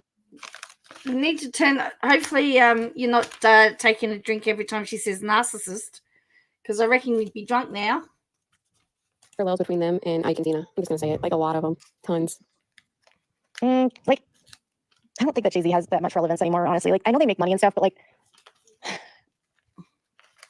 I think that if Beyonce left Jay-Z, she'd be just as famous, honestly, if not more. She'd probably become herself again, her old self. I don't think she even knew who herself was when she was in Destiny's Child, but Matthew was marketing her differently, I guess is what I'm trying to say. All-American Sweet 16 girl. And she was fiercely independent and outspoken and opinionated and giggly and silly, and that's just dead. I walk the red carpet. She just looks miserable. She has the same face, the same frozen smile. Nothing happy's behind those eyes. Nope. So, so I'm gonna stand firm on the fact that let's not worry about the Kardashians and let's start talking about Jay-Z and T.I. T.I. is 100% involved in this shit. The stuff that I seen about T.I. and his wife, it's fucked up. Oh man. I was like, ain't no way. Well, I mean, when you have a song you can pop bottles, you can have whatever you like. Oh God, but then he has to pay for it. Right? Sir. Champagne, something on ice. What I'm saying is him and people don't understand. Him and his wife paid people to have fun with them in a bedroom situation. And he's being accused of abusing them and basically raping them and holding them hostage. Kind of similar to what Diddy did. So let's talk about T.I. Let's talk about Jay-Z. Let's talk about Meek Mills and Usher. I mean, Usher, come on. He's gonna get implicated and stuff. He was probably abused by Diddy, to be honest, because he was a kid when he met Diddy. But then he probably started getting involved in it. And then Usher, I think he got herpes and he started giving it to everyone. He got sued 1 million times for that. Usher has herpes? What? Usher has herpes? Oh my God, he's been sued for it 1 million times. You didn't know about this? No idea. That is so gross. Yes, he got sued. He got sued by men and women for giving him herpes. I guess he's not making love in the club. No. That was the whole thing. Wendy Williams was so on that. Wendy Williams was the one that broke that whole thing. This is why these guys hated her. Wendy also knew what Diddy was doing, and now she has dementia. There's a conspiracy theory. They're doing her so dirty now. I know. Oh, I'm an old lady because I know Usher and I are the exact same age. Sorry if we make you feel old. No, I can't believe Usher though. I kind of can. Because all the people that Jay-Z and Diddy made famous have the same type of look and style about them. So yeah, Mel says Wendy told us this song. Okay, so here's the deal. Wendy Williams. The reason why I think I know about this is because this is what I grew up with. I don't know. You guys are 30, right? 30 and 35. Okay, so I graduated high school in '97. Usher was huge when I was in high school, and he was huge while I was in college. So I know everything about Usher. Jay-Z's Hard Knocks Life was one of his biggest albums ever. And that was out when I was in college. I think it came out in 97 or 98. Biggie, I think, was killed in 97, 96 or 97. And then Biggie's album that was released after he died was out when I was a senior in high school. And then Diddy also then made an album after that. And that was all that was on the radio from 97 until 2002. Was every artist was affiliated with Diddy. So everyone collabed with him. He had all the artists with him. But then after time would grow on, she's saying, yup. He had Faith Hill, which was Biggie's wife. He had Mary J. Blige. Mary J. Blige was Faith Evans, because Faith Hill was Faith Evans. Mary J. Blige, Mace, and Lil' Kim. Nelly wasn't part of that, but oh God, I wonder if Nelly's involved in this. But Nelly's from Missouri, so I don't know. Nelly's he was in a different. I don't know. You guys, I also am friends with someone whose ex is Flo Rida, and all these guys are dirty. Like, It's funny because I know Nellie's grandmother, and she does not talk highly of Nellie. So okay, so Missy Elliott, yeah, he had Missy Elliott, Craig Mack, yes, right. All these huge names are with him. And then on top of that, like 50 Cent ain't though. But you know what bothers me about 50? Dude also isn't clean. By not any means whatsoever. This is the thing. As much as I love Snoop Dogg, he was actually charged with murder. Like, he was like, murder was a case, was actually a thing. Like, he was charged with first-degree murder. Now he's got what's it called? Nursery rhymes for children. Yeah. I feel so lost. Chris Brown literally beat Rihanna's ass. Oh, I know that. Oh, Busta Rhymes. Yeah, Busta Rhymes was all. Chris Brown went to my high school. I knew him when he was a teenager. Oh God. Oh, and she wears her Snoop shirt. Does that mean she's supporting a murderer? Apparently, an alleged murderer. But Gypsy apparently, you know, she crucifies Gypsy, right? No comment. Okay. Well, that's right. Number 21. Okay, so anyways, Diddy was really like, I love Snoop too, but he also has a whole song about pimping with 50 Cent. So there's that. The only person I think might not be involved is Eminem at this point. He's from Detroit. You know, Chris Brown was an a-hole in high school, and he's been his whole entire life. He is just as narcissistic and mean as he is now as he was then. Just everyone knows. So Snoop actually was a Crip. He was in the Crips, and he was on the Long Beach Crips. And when he first came up, he was with his bodyguard, and his bodyguard actually killed someone. And they tried to tie him to the case. That's not accurate. I don't know. He was with someone. Yeah. And Snoop was with someone, and they literally killed someone. But Snoop wasn't actually involved in the case. But he definitely was a Crip. And he was from the West Coast. He was from Long Beach. And then Diddy and Jay-Z were from the East Coast. And then there was all these East Coast, West Coast rappers would like fight all the time. And then there would always be like gang shootings. And then Tupac was killed. And then Biggie was killed. And I'm pretty sure Diddy killed both of them. I'm still convinced of that. And I'm pretty sure Diddy killed his Kim Porter. I wouldn't be surprised. But then Tupac actually went to prison because he raped a girl. This is crazy. Like, I knew some of this, but like not all of it. I didn't know. So Tupac actually went to prison because he and his buddies gang raped a girl. Yeah. And he was in prison in. Yeah, see, this is I remember when Usher got with her current wife, Perez called her Jennifer. But this is the thing, you know, she's laughing about all these people and the crimes that they did, but look what she's done to Gypsy. Gypsy's done time. Was he in Alcatraz? I don't know. He was at Riker Island. Riker Island. I knew he was at one of them. And they all had a fucking party for him when they got out. And then don't tell Jada that, because you know Jada, that was the love of her life for Will. Oh God, he's gay. But Tupac, they had a party for him when he got out. And then the first track that he made was a diss track to Diddy that he fucked Diddy's girl. What? After he got out of prison for rape. You can't make this up. It wasn't Jada, was it? Because I just want to know. And it was literally like the I love a good old diss track. Oh, was it Biggie's girl? Okay, I'm sorry, it was Biggie's girl. Yeah, it was Biggie's girl. I'm sorry. And so he made a diss track that he fucked Biggie's girl.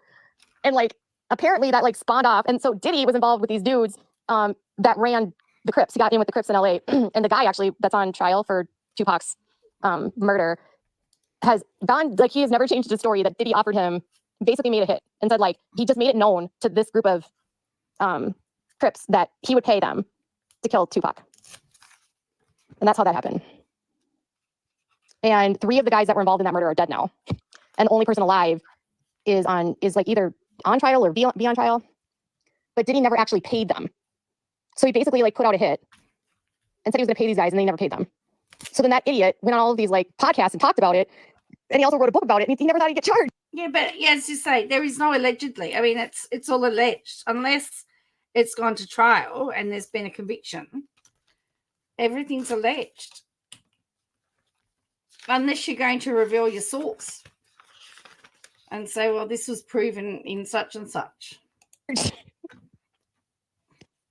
now he's in jail. So there's that. So he's in jail. Okay. He says that he was never paid and Diddy's never been charged. That's all I'm saying is like, that's what he has said publicly. And that's what Diddy's ex-bodyguard has said. There's a bunch of people that have been talking about Diddy for years. They all think he killed Tupac. And they all are convinced he had Biggie killed because then his career took off because Biggie wanted out of his contract. And then there years, yeah. And people also think he killed Kim Porter because she was going to write a book about him. And she died really weirdly of pneumonia at 47 years old. Biggie and him didn't really even like each other. But then when he died, Puppy made it seem like, oh, and then after, and then I'll be missing you. Like it was like some real. yes. So Biggie wanted out of his contract, and it told him he wanted out of his contract, and then he ended up dead. And then Diddy wrote a song, "I'll Be Missing You," and then acted and told the world that they were best friends. It's also weird because Faith Evans' relationship with Diddy was closer after Biggie was dead, but Biggie's son still doesn't have rights to like receive money from any of Biggie's music because Diddy still owns it. Oh yeah, the Evans, no, the Wallace family has been fighting with Diddy about that for years. Years. Poor Biggie's mom. Oh my God, that poor woman, and Tupac's mom too. Oh my God. And so I'm just gonna say this: Tupac was a piece of shit, but I'm sure right now, if there was a heaven, he's probably like, I told you. Oh God, that whole time in music was such a clusterfuck, and so now to see these guys finally going down. Yeah, and yeah, Diddy. So yeah, and then the other thing about Diddy was his music never made a lot of money because he didn't sample. He literally used people's whole songs and then just rap over them. So his artists never made very much money. Yeah, exactly. He used "Every Breath You Take" by The Police, and then every other song. The song, more Money, More Problems. That's a whole song too.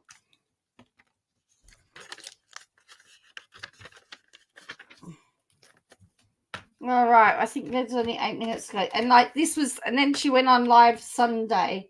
We're gonna have to do that one another night. But Llama Girl was just uploading all of that up anyway. She hasn't started done it yet.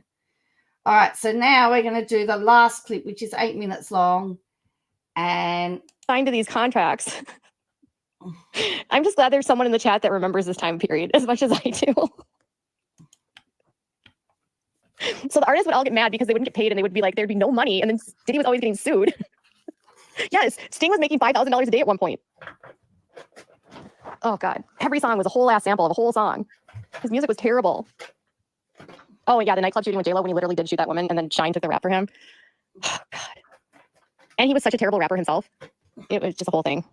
I never understood why Diddy and Jay-Z like actually hung out because Jay-Z's music he was like competing. He had Rock. What's his record label? Rock. He and Jermaine Dupri had their whole ass record label, and then he and Jermaine Dupri actually got in a huge ass fight. What was their record label that they got into the fight about? It was ROC something. And then Jay-Z, and then Jermaine Dupri was dating Janet Jackson, and everyone thought they were like the golden couple, and then Janet Jackson, Rock Nation. Thank you. And then everyone found out after Janet Jackson and Jermaine Dupri broke up that Jermaine Dupri was actually a whole ass abusive man. Def Jams? No, Def Jams was someone else, wasn't it? No, Def Jams was that was I can't remember who that was. Russell Simmons. By the way, he's hiding on an Bali. island. He's hiding in Bali. So like all these guys are scumbags. For those commercials where he had like the rush card. I remember he and Kimura had a whole ass like reality show for a hot minute, and I thought it was weird as fuck because he was like 30 years older than her. Going broke. Okay, I'm sorry, but Kimura knows shit too.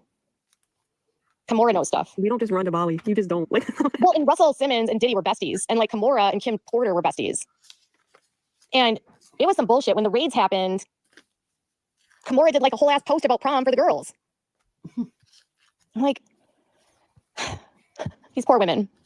And then Diddy's baby mama of one of his sons did a whole ass post pretending like her sons were illegally detained and they used excessive force. Remember that? R. Kelly was, who was he affiliated with? He was a singer. So he wasn't in, like, he was an R&B singer. So he wasn't part of, like, the whole rap scene. I don't know. He was, like, his own thing for a long time. No wonder Drake got angry because she's talking about... Wasn't he from Chicago? Jive Records. Yeah. He was, like, a regular recording artist, like... I know I hate Ignition. It was such a good song. It used to be on my workout list. I know. He's from Chicago. So I don't know. Like, I don't really remember him. Like, was he with Nelly sometimes? I don't doubt that Nelly's a piece of shit too. I mean, poor Ashanti. I've heard that Nelly's not a good guy. And I heard this from his grandmother because his grandmother actually worked with me before. And I used to live in Missouri. So the things that I would hear about him, it was insane. He didn't like to be around his family at all. Like his family was not like his priority. Like he would come to like Thanksgiving and stuff like once in a while, but they would never see him. He would be in like a Hollywood like mess. He doesn't like to be in Missouri. As much as he reps Missouri, he doesn't like the Missouri mess. That's what I heard from his grandmother. So, yeah, hard to know what their relationship was like before. Mm-hmm. Wouldn't be the first time. He was recently arrested for drugs. Okay, Beyonce, I'm sorry, Beyonce is just as guilty, not the victim, as you say. Yes, she's a victim. And I don't shame fucking women that are like being trafficked by men. That girl was 16 when she met Jay-Z. It doesn't matter if she knows stuff, she's still being victimized. No. She's been brainwashed and gaslit and abused and made to feel like she didn't have to say, okay, you can be married to a powerful man that runs with gangs and tell me if you're going to leave. Who apparently has affiliations with people who've had other people murdered. Yeah, that's been Jay-Z's whole thing. He came from New York, but like his whole thing was he ran with gangs. So like, she has huh? Oh, I said, yeah, it's not easy. One of my exes was in a gang and he told me how he harmed a young child to get out and doing all this stuff. And he has like no remorse for it. Again, this is an ex, guys, this is an ex. But yeah, it's really terrifying because he almost ended my life a few times. And then he said, if I were to come forward or tell anybody about him, that he would hunt, the word was hunt, my family and end their lives and then force me. And he would cage me and force me to live with that pain. It is a terrifying experience. I tell you what. I'm sorry you went through that.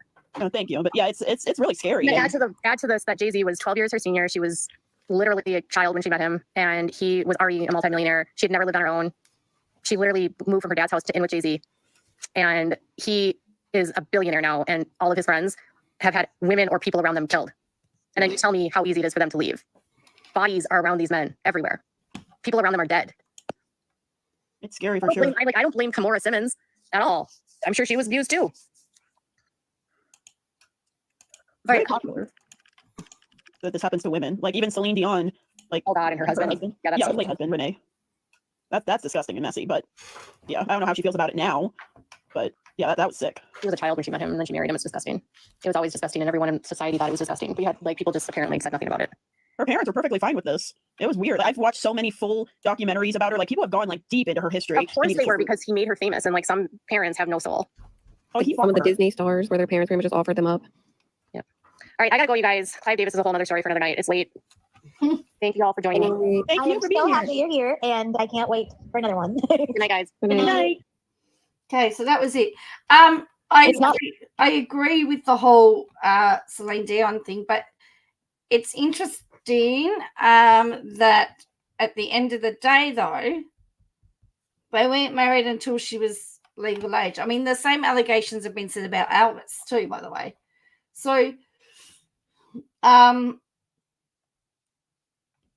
see, this is some ago, right? I don't know why KJ, Ray, and Faith don't have a 3-year conversation on FaceTime instead of going live on TikTok. Ray and Faith just found out that KJ writes articles. So it's really, so she hasn't started posting the live yet. Oh, here we go. There's the first one. Oh, there we go. Speak about, I'm going to leave that one. Oh, apparently at 107 we see her. I do in different. Do we want to? Oh, there's my feet. Okay. I need to say that it's invested. I've been invested in this. And oh yeah, there's her feet. How many years it's invested? I've been invested in this. And see that? There's her feet. There you go. There's her feet.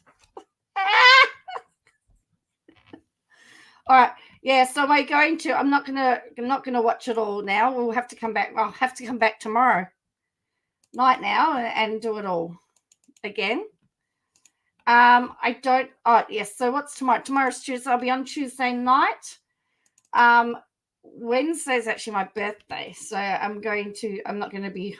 I probably won't be live on my birthday. I thought I might have a day off.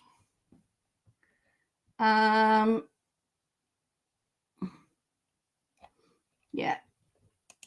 But anyway, we will have a look at her lives. Maybe she'll stop doing that again. But it's just funny that she talks about her reasons for not being on TikTok. I don't know. Anyway, thank you for watching. Replay crew, as I said, I've had a couple of tough weeks.